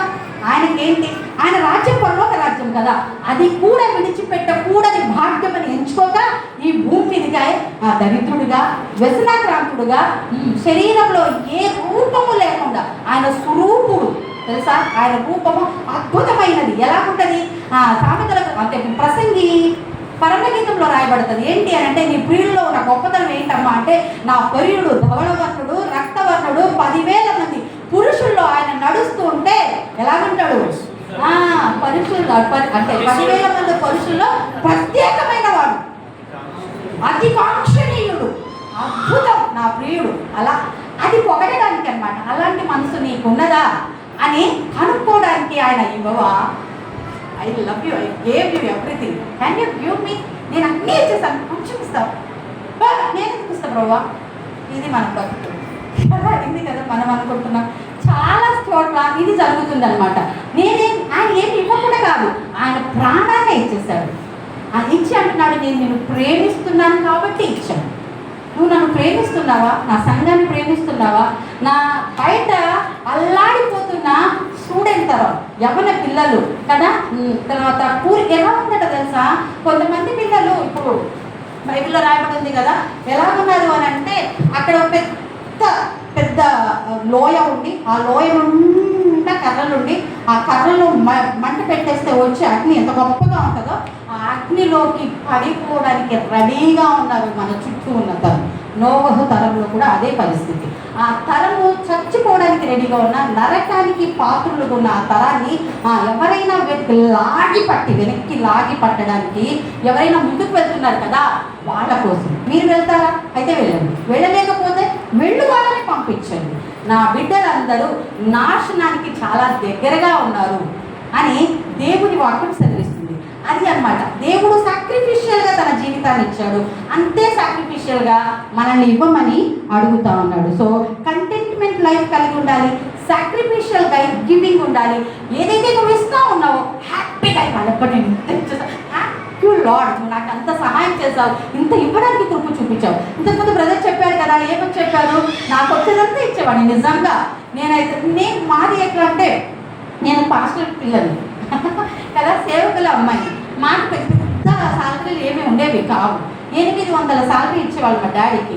సో అలా చిన్నగా అంటే మేము రూమ్లో రెంట్కి ఉండేవాళ్ళు. మాకు ఒక్కొక్క రూపాయి వాల్యూబుల్. మేము రూమ్లో ఉండేవాళ్ళం. ఆ 800 రెంట్ ఉండేది అప్పుడు మేము ఉండే రూమ్లో. 4 ఉండేవాళ్ళం. పేస్ట్ కోసం కూడా ప్రభా పేస్ట్ కావాలి ఈరోజు అని ప్రార్థన చేసే పరిస్థితి అనమాట. మా పాపకి ఎంసెట్ అయ్యాలి, మా చిన్న చెల్లి ఎంసెట్ ఫీజు 500 రూపాయలు. అవి లేకపోతే నేను మేబీ గంట సేపు ఏడ్చుంటాను నేను ప్రేయర్ టవర్కి వెళ్ళి. అది కూడా కల్వరి చర్చే. అక్కడికి వెళ్తే అంకల్ ఎందుకో పైకి వచ్చారట, చూసి నీకేదో అయింది, ఎందుకు అంతగా ఏం కాలేదంటే నాకు అడగడం చచ్చు సిగ్గు, అస్సలు అడగను. అయితే దేవుడు ఆయనను ప్రేరేపించి 3000 రూపాయలు ఇప్పించాడు. ఎంత హ్యాపీ అనిపించిందంటే, అన్ని చెప్పులు కొనుక్కో, చెప్పులు బాగాలేవు, డ్రెస్ కొనుక్కో, డ్రెస్ బాగాలేదు, ఇంకేం కావాలంటే అది చేసేసుకో, 3000 రూపాయలు ఇస్తా పట్టు అని పాస్ట్ వెంటలు ఇచ్చారనమాట. దేవుడు మనం బలహీనతలో ఉంటే లేకపోతే లేమిలో ఉంటే చూసుకుంటూ ఎంజాయ్ చేసే మూర్ఖుడు కాడు దేవుడు. పక్కన వాళ్ళు ఎంజాయ్ చేస్తారు, నీ ఇంటి పక్కన వాళ్ళు ఎంజాయ్ చేస్తారు నీకు లేకపోతే. కానీ నా దేవుడు జాలి గల దేవుడు, ఆయన ప్రేమ గలవాడు, ఆయన నిన్ను తృప్తిపరిచేవాడు. ఎప్పుడు నువ్వు ఎక్స్పీరియన్స్ అయినప్పుడు ఆ సిచ్యువేషన్ అలాంటి బలహీనత కూడా మనం వెళ్తే దేవుడు ఎక్కడున్నాడు, అసలు ఉన్నాడు, ఉంటే ఆయన పిల్లకి అలా చేస్తారా అని సణుక్కుంటారు. అలా సనగడానికి వీలే లేదు. మన దేవుడు లేనివాడు కాడు అనే విషయం గుర్తుపెట్టుకున్నప్పుడు అస్సలు సనగము కొనగము ఆలోచన కూడా చేయము. దేవుడు అద్భుతంగా మనల్ని నడిపించే గొప్ప దేవుడు. అయితే తర్వాత నాకు జాబ్ వచ్చింది, 3000 రూపాయలు ఫస్ట్ నేను ఇంటర్న్షిప్ చేసుకుంటేనే స్టైపెండ్ ఇచ్చారు. తీసుకెళ్ళి నేను ప్రార్థన చేసి అంకల్కి ఇస్తే ఆయన ఓపెన్ హార్ట్ సర్జరీకి ఉపయోగపడింది. ఆయన అందరికీ చెప్పేవాడు అనమాట, ఈ పాప అంటే ఎంత అని చెప్పేవాడు కాదు, ఇది తీసుకొని వచ్చి ఫస్ట్ ఇచ్చింది నాకు, సర్జరీ సక్సెస్ అయింది, దేవుడు అద్భుతాలు చేసే దేవుడు అని మాట్లాడుకుంటూ ఉండేవాడు అనమాట. సో ఆ తర్వాత దేవుడు గవర్నమెంట్ జాబ్ ఉన్న అబ్బాయిని కట్నం లేకుండా నాకు ఇచ్చాడా లేదా? ఇచ్చాడు. మేము ఐదుగురం. దేవుడు అద్భుతాలు చేస్తాడు, ఆశ్చర్యకార్యాలు చేస్తాడు. ఆయన ఎంతమంది ముందు అంటే మాట్లాడడానికి కృపనివ్వగల గొప్ప దేవుడు కదా. ఆయన మీద ఆనుకొని ఉన్న ఏ ఒక్కరు కూడా తోటగా పోరా, పనికి రాని వాడిగా మారలే. ఆయన మీద ఆధారపడిన, డిపెండ్ అయిన, క్లింగ్ అయినా లేకపోతే ఆయన ఏమంటారు, వేలాడుకుంటూ ఉండాలట, ప్రభువు మీద వేలాడుకోవాలట. నేను కాల్ పెట్టి నేను స్ట్రాంగ్గా నడుస్తున్నాను, నా పక్కన నడువు అని ప్రభుకి ఇన్స్ట్రక్షన్ ఇవ్వాల్సిన అవసరం. నువ్వేమో ఇస్తావా చేస్తావా అని అడగకూడదు. ఇష్టం ఎలా అడగాలి, మొత్తానికి డిపెండ్ అయిపోవాలన్నమాట. ఆయన మీద వండిపోవాలి, వాలిపోవాలి. అప్పుడు ఆయన నీకు కావాల్సిన దానికంటే అధికంగా ఇచ్చే దేవుడు, ఆయన సంతృప్తికరమైన లైఫ్ని కూడా ఇచ్చే దేవుడు కదా. ఒకళ్ళు లేకపోయినా నో ప్రాబ్లం అన్నా. సో ఇది దేవుడు మనకి చేసే గొప్ప కాదు. సో సంతోషంగా ఇచ్చు వారిని దేవుడు అధికంగా ఆశీర్వదించును అని దేవుని వాక్యం సెలవిస్తుంది. ఇది మనం 2 కొరింథీయులకు రాసిన పత్రిక 8వ అధ్యాయం కొన్ని వచనాలు చదువుకొని నేను కంప్లీట్ చేసేస్తాను. మీరేం టెన్షన్ తీసుకోకండి. ఈ అక్క వచ్చింది వదలదేంటి అని అనుకుంటున్నారా? ఓకే, 2 కొరింథీయులకు రాసిన పత్రిక 8వ అధ్యాయం.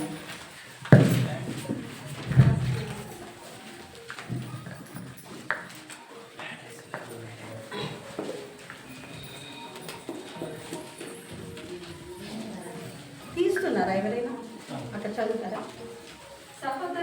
సహోదరులారా మాసిదోనియ సంఘమునకు అనుగ్రహింపబడి ఉన్న దేవుని కృపను గూర్చి మీకు తెలియజేయుచున్నాను. ఏలయనగా వారు బహుశ్రమల వలన పరీక్షింపబడగా అత్యధికముగా సంతోషించిరి. హల్లెలూయా చెప్పండి. ఎవరైనా బాగా శ్రమల గుండా, వ్యాధి గుండా, డబ్బు లేని గుండా వెళ్తే హ్యాపీగా ఉంటారా? ఉండరు. కానీ మాసిదోనియా సంఘం రివర్స్. ఏమీ లేదట, చాలా కష్టాల గుండా వెళ్తుంది, కానీ హ్యాపీగా ఉన్నారు. అదే బైబిల్ అడుగుతుంది అనమాట. సంతోషకరమైన లైఫ్ని, కంటెంట్మెంట్ లైఫ్ని, అన్న వస్త్రము కలవారై ఉండి తృప్తిగా ఉండమని కోరుకునే లైఫ్ అనమాట. అలాంటి లైఫ్ని మాసిదోనియా సంఘం అనుభవిస్తుంది అని అనిపిస్తుంది. ఆ కింద చదవండి అక్క. మరియు వారు నిరుపేదలైనను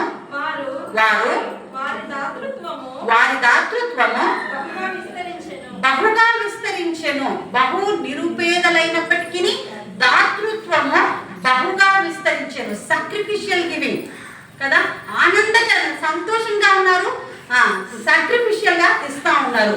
వాళ్ళ ఎబిలిటీకి మించి ఇస్తున్నారు. అర్థమవుతుంది? వాళ్ళ లేమికి మించి ఇస్తున్నారు. మనం లూకాసు వార్త 14:8 చూసినప్పుడు కూడా యేసుక్రీస్తు ప్రభు చూస్తాడట, పెట్టే వాళ్ళని కూడా చూస్తాడా?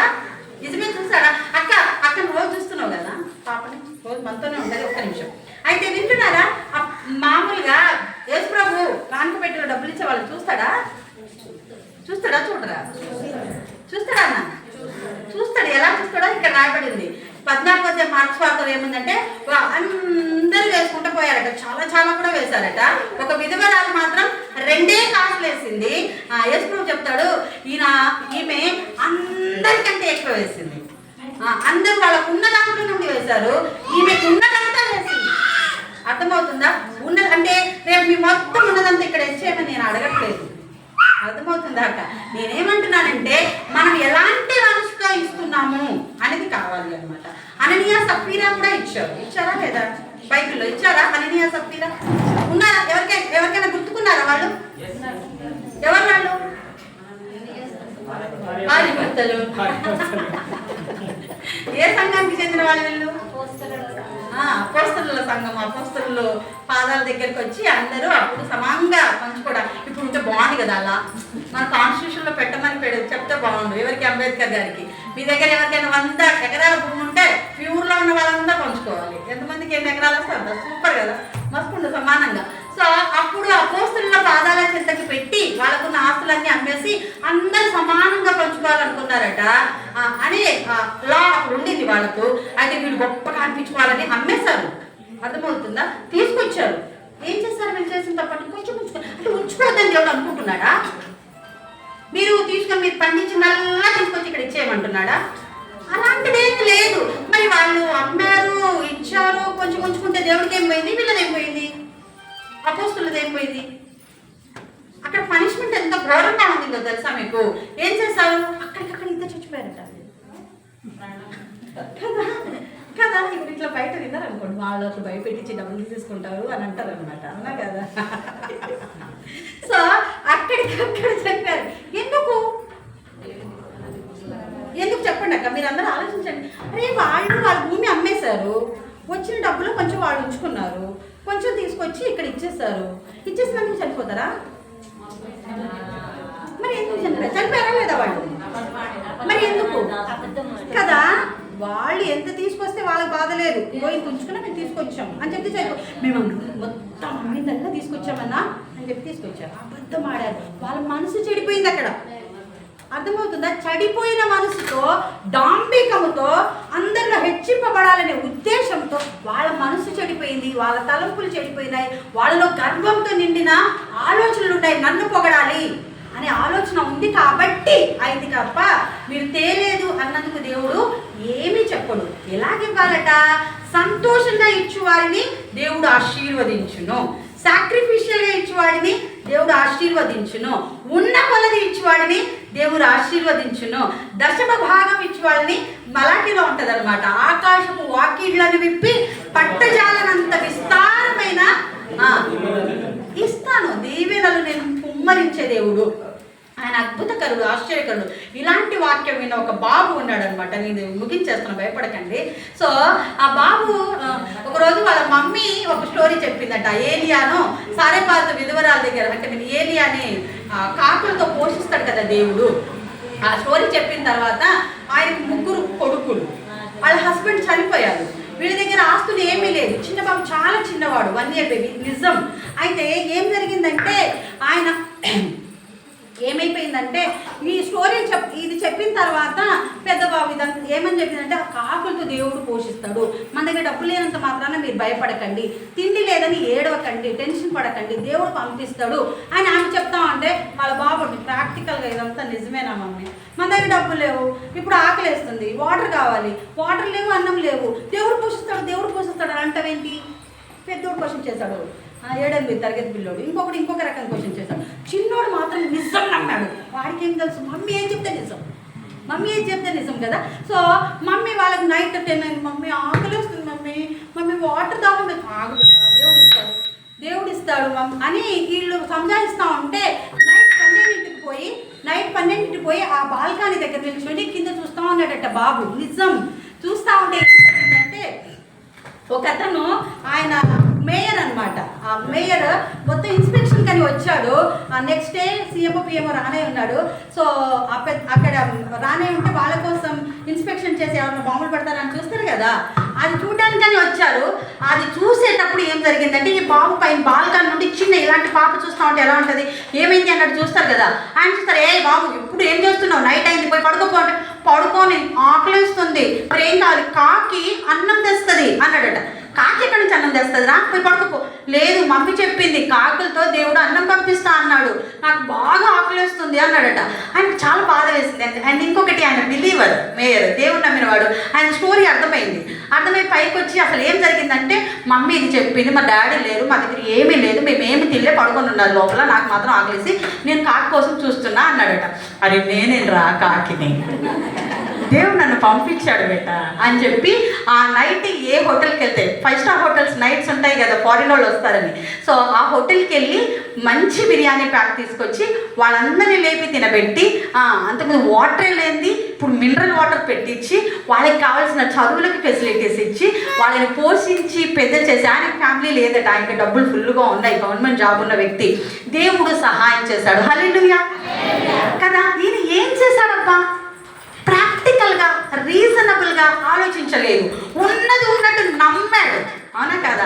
మనం ఏం చేయాల్సిన అవసరం లేదు, ప్రభువుని నమ్మితే చాలు. ప్రభువా నువ్వు చేస్తావు, నువ్వు గొప్ప కార్యాలు చేస్తావు, నువ్వు మా ఆలోచనకి మించిన కార్యాలు చేస్తావు అని ఆయన మీద ఆధారపడితే ఆయన ఆశీర్వాదం ఐశ్వర్యాన్ని ఇస్తుంది తప్ప మన ఇష్టానుసారంగా బ్రతికితే లేదని, మన నరుల కష్టాన్ని జీతం వలన అది అధికము కాదు అని రాయబడి ఉంది కదా.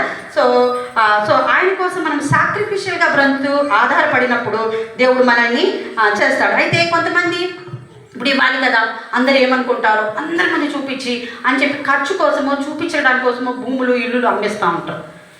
బైబిల్ మన డబ్బు గురించి చాలా ఏం చేసింది, చాలా గట్టిగా మాట్లాడింది.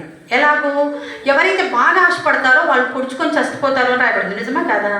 లేదు, మీరు ఇష్టానుసారంగా ఖర్చు పెడితే కూడా మంచిది కాదు అని అదే బైబిల్ చెప్తుంది. మీ ధనమును మీరు దాచిపెట్టుకోవాలి అంటుంది. సో మరి చీమల యొద్దకు వెళ్ళుము, వాటి నడతను కనిపెట్టి జ్ఞానం తెచ్చుకోనుము. ఆదా చేసుకోవడం పాపం కాదు, ఆదా చేసుకోవచ్చు, న్యాయపరమైన ఆదా. ఇప్పుడు మా ఇద్దరికి జాబ్ వస్తుంది, మా ఇద్దరి జాబ్ని విసిరిసి పడేయాలా? ఏం చేసుకోవచ్చు, నా ఫ్యూచర్ కోసం, మా పరిచర్య కోసం, మేము రేపు ఏమైనా వస్తుంది అనే దానికోసం ఖర్చు పెట్టుకోవాలా వద్దా, దాచిపెట్టుకోవాలా వద్దా? పెట్టుకోవడం పాపం అని దేవుడు చెప్తుందా? అది పిరికితనమా? చాలామంది ఇలా కూడా బోధించే వాళ్ళు ఉంటారు. అంటే బోధను దేవుని అంటే డబ్బు ఏదో దయ్యం లెక్క చూపిస్తారు. డబ్బు దయ్యం కాదు, అవునా కదా. డబ్బు సంపాదించుకోవడం పాపం అనుకుంటారు. అది లేదు, దేవుని వాక్యం చెప్తుంది. ఏమని? ఇప్పుడు చెప్పావు కదా అక్క, దేవుని ఆశీర్వాదంతో ఐశ్వర్యాన్ని ఇస్తుంది అన్నావు కదా, దేవుని ఆశీర్వాదం నీ ఇంట్లో పడుకుంటే ఇస్తుందా? అలా ఇవ్వదు. ఆశీర్వాదం నీ కష్టంలో ఉంటుంది, నీ కష్టాన్ని ఆశీర్వదిస్తా అన్నాడు దేవుడు. నువ్వు పడుకుంటే ఒక అబ్బాయి అదే అనుకున్నాడట, దేవుడు ఇస్తాడు, మాకు దేవుడే పోషిస్తాడు అక్క. ఒక అక్క, 2 పిల్లలు, వాళ్ళ ఆయన కూడా ఉన్నాడు కానీ వేరే ఆమెను చేసుకొని వెళ్ళిపోయాడు.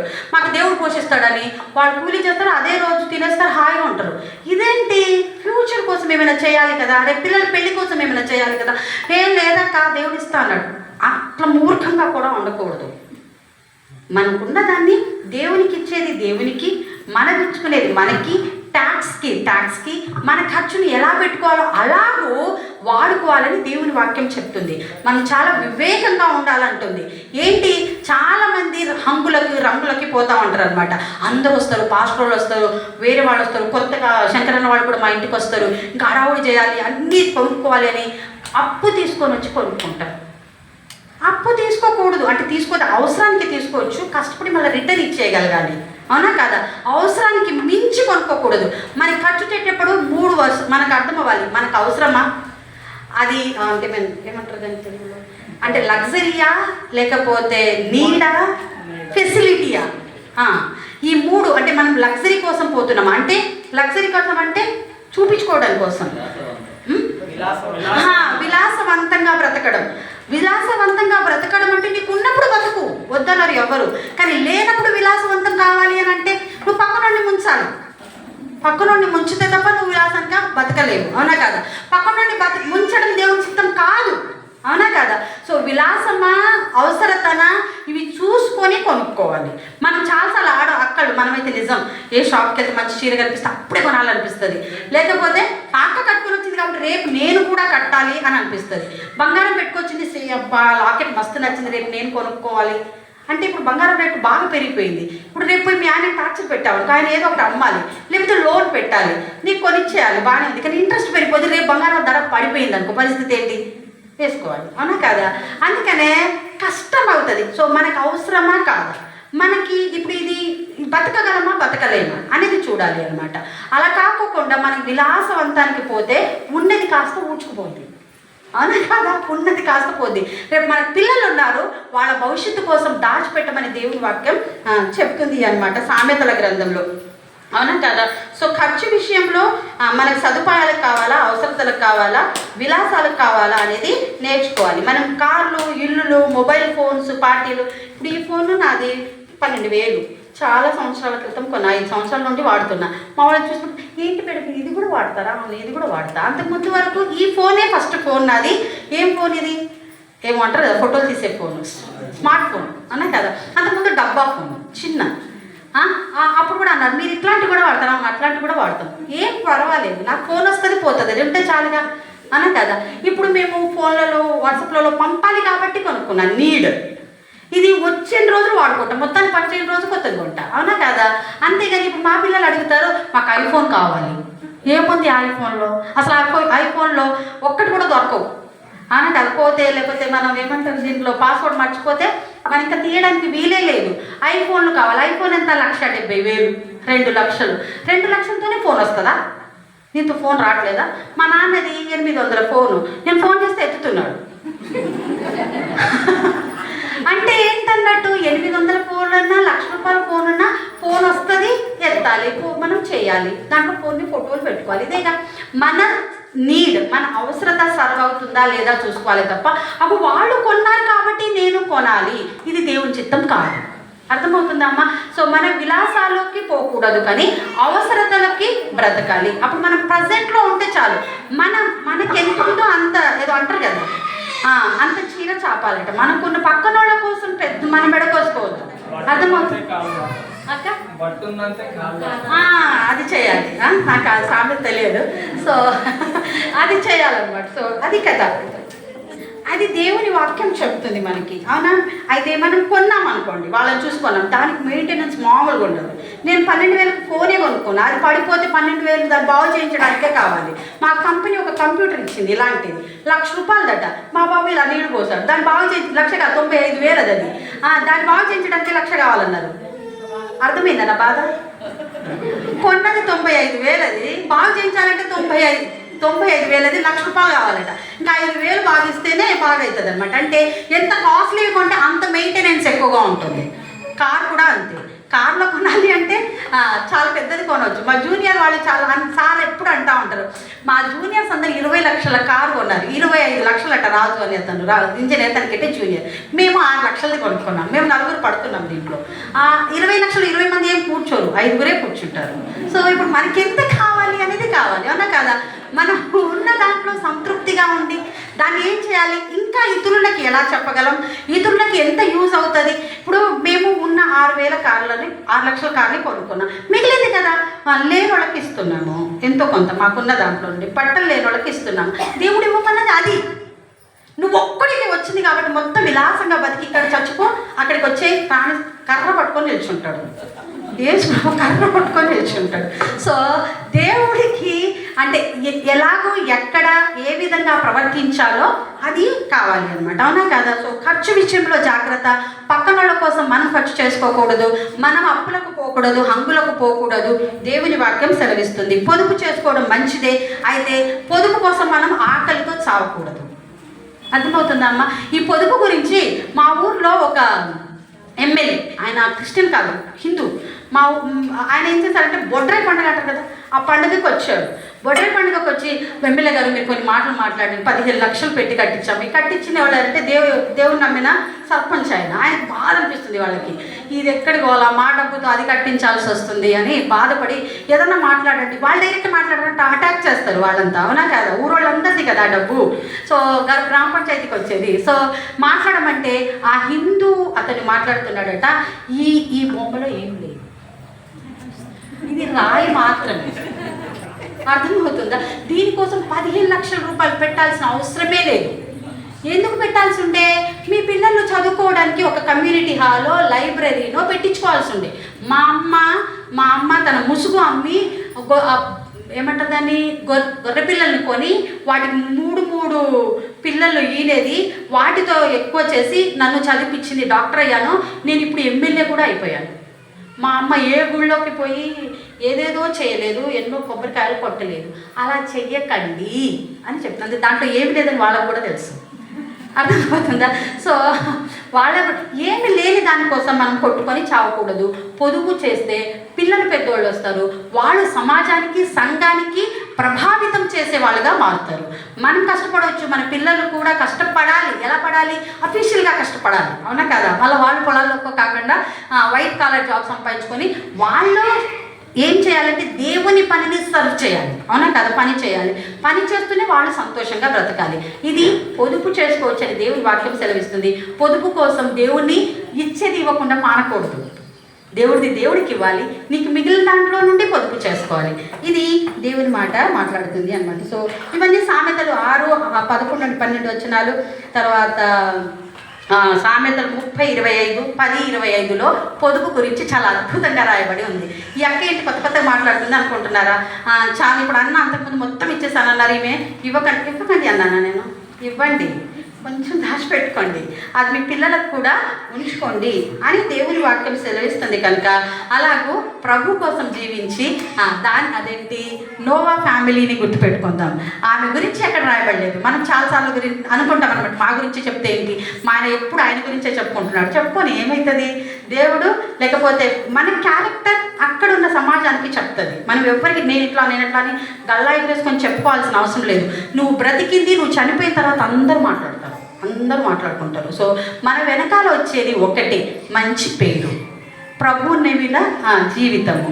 బైబిల్లో సామెతల గ్రంథంలో స్త్రీ గురించి రాయబడింది కదా, సౌందర్యము వ్యర్థము, అందము మోసకరము, యెహోవా యందు భయభక్తులు కలిగిన స్త్రీ కొనియాడబడును, ఆమె యందు తన భర్త నమ్మిక ఉంచును, తమ పిల్లలు తన భర్త ఆమెను పొగుడును అని ఉంది, అవునా కాదా? సో ఇవన్నీ దేవుని వాక్యాలు, అవన్నీ నిజాలు. ఆ నిజాలన్నీ మన జీవితాల్లో జరుగుతాయి.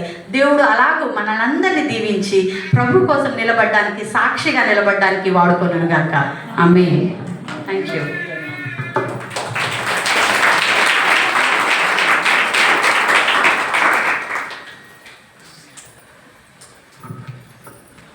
మంచిది. మరి చక్కటి వర్తమానము. మరి దైవజనురాలు దైవజనుడు ఇద్దరు కలిసి మరి మన కొరకు సమయాన్ని వెచ్చించి మరి చక్కగా బోధించినటువంటి ఫ్యామిలీతో వచ్చిన దైవజనుల కుటుంబానికి ప్రత్యేకమైన వందనాలు. మరొకసారి గట్టిగా చెప్పండి. మంచిది. మరి వాక్య ఫలింపు కొరకు ఒక మాట ప్రార్థన చేసుకుందామండి. తల వచ్చి కళ్ళు మూసుకున్నట్లయితే ప్రార్థన చేసుకుందాం. మన మధ్యలో ఉన్నటువంటి మరి హేమలతమ్మ గారి ముందుకు వచ్చి ప్రార్థనలు నడిపిస్తారు. తదుపరి మరి ఒక చిన్న కార్యక్రమం ఉంటుంది. తర్వాత మీ అందరికి కూడా మాట ఇచ్చిన ప్రకారంగా మీ అందరికి కూడా ఒక గిఫ్ట్ కూడా ఉంటుంది. అద్భుతమైనటువంటి గిఫ్ట్. ప్రతిరోజు ప్రతి క్షణము దాన్ని మీరు చూస్తే మీకు ఒకటి గుర్తుకొస్తుంది.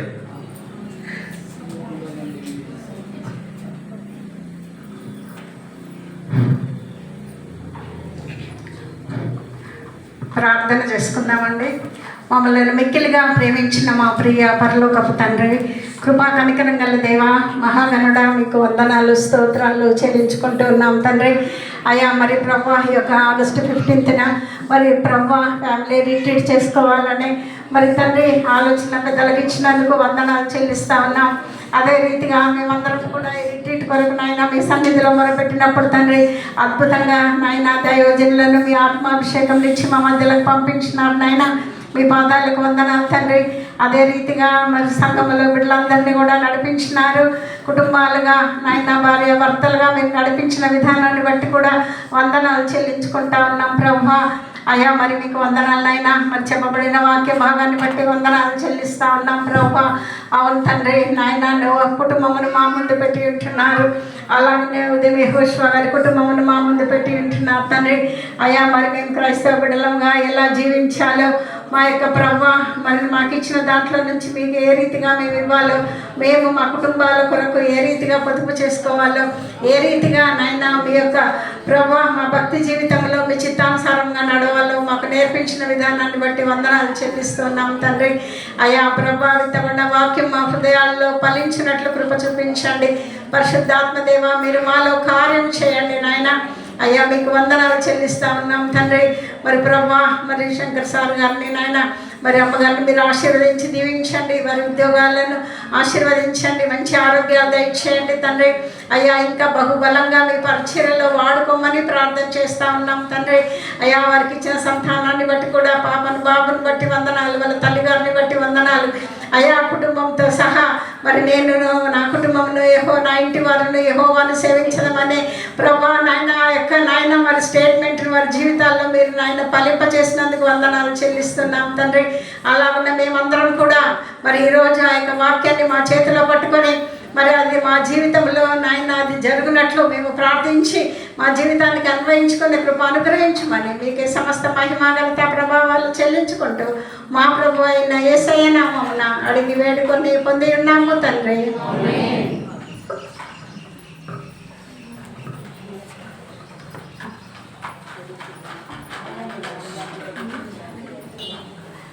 మంచిది. మరొక మాట అక్క మాట్లాడతాను. నేను ఇక్కడ పిల్లలు ఉన్నారు అండ్ ఒక మాట మర్చిపోయా ఏంటంటే పెద్దవాళ్ళు ఉండడం మనకు ఆశీర్వాదం కదా. పెద్దవాళ్ళు మనకి చాలా సహాయాన్ని చేస్తూ ఉంటారు వాళ్ళ జ్ఞానంలో నుండి. అంతేకాదు మనకి ప్రేయర్ సపోర్ట్ని ఇస్తూ ఉంటారు కదా. సో చిన్నవాళ్ళమైన మనం కోడళ్ళము. సో వాళ్ళని బాగా చూసుకోవడం చాలా మంచిది. చాలాసార్లు మనకి నచ్చనివి నచ్చేస్తూనే ఉంటారు. మా అత్తయ్య మమ్మల్ని సపోర్ట్ చేయడానికి అంత దూరం నుండి వచ్చారనమాట. మా అత్తయ్య కూడా చాలా ప్రార్థన చేస్తూ ఉంటారు ఫ్యామిలీస్ కోసం. అదేవిధంగా బైబిల్లో ఇప్పుడు మనం నోబహు ఫ్యామిలీలో పిల్లల గురించి మాట్లాడుకున్నాం, కోడళ్ళ గురించి అంటే వాళ్ళందరూ కూడా వెళ్ళారు. సో వాళ్ళ సపోర్ట్ కూడా ఉంది. పిల్లలు తల్లిదండ్రుల మాట వినాలి కంపల్సరీ. మనకు నచ్చినట్టు బ్రతకాలి. మా పేరెంట్స్ చెప్పేది వాళ్ళకేం తెలుసు, వాళ్ళు అవుట్డేటెడ్. ఇప్పుడు మేము జెన్జీ అంటున్నారనమాట. జెన్జీ అంటే ఏంటంటే మాకన్నీ తెలుసు, మేము స్మార్ట్ జనరేషన్ అంటా ఉన్నారు. సో పిల్లలు ఎంత జెన్జీ ఉన్నప్పటికీ దేవుడు పెద్దవాళ్ళు చెప్పిన మాట సర్దిమూట అని దేవుని వాక్యం చెప్తుంది. అంటే వాళ్ళకున్న ఎక్స్పీరియన్స్లో నుండి చెప్తారు. మన యెహోషువ కూడా అలానే చెప్పారు. కాబట్టి మీరు ఏ జనరేషన్కి వెళ్ళినప్పటికీ ఆల్ఫా జనరేషన్ అంట, జెన్జీ అంట, ఏ జనరేషన్లో ఉన్నప్పటికీ మన వెనకాల మన తల్లిదండ్రులు ఉండడం మనకు ఆశీర్వాదకరం. సో మా అత్తయ్య కూడా చాలా ఫ్లెక్సిబుల్ మెంటాలిటీ. అంటే చాలామంది కోడళ్ళని హింసిస్తూ ఉంటారట, మా అత్త అట్లా చేయదనమాట. అది అద్భుతమైన విషయం. మనం కూడా రేపు అత్తలు అవ్వబోతున్నాము. అప్పుడు మనం ఎలా చూసుకోవాలనేది దేవుడి వాక్యం సెలవిస్తుంది. కాబట్టి మనల్ని చూసుకోవడానికి వాళ్ళు వస్తున్నారు కాబట్టి మనం ఇప్పుడు అది నెరవేర్చాల్సి ఉంటుంది. సో దేవుడు ఈ వాక్యాన్ని దీవించును గాక.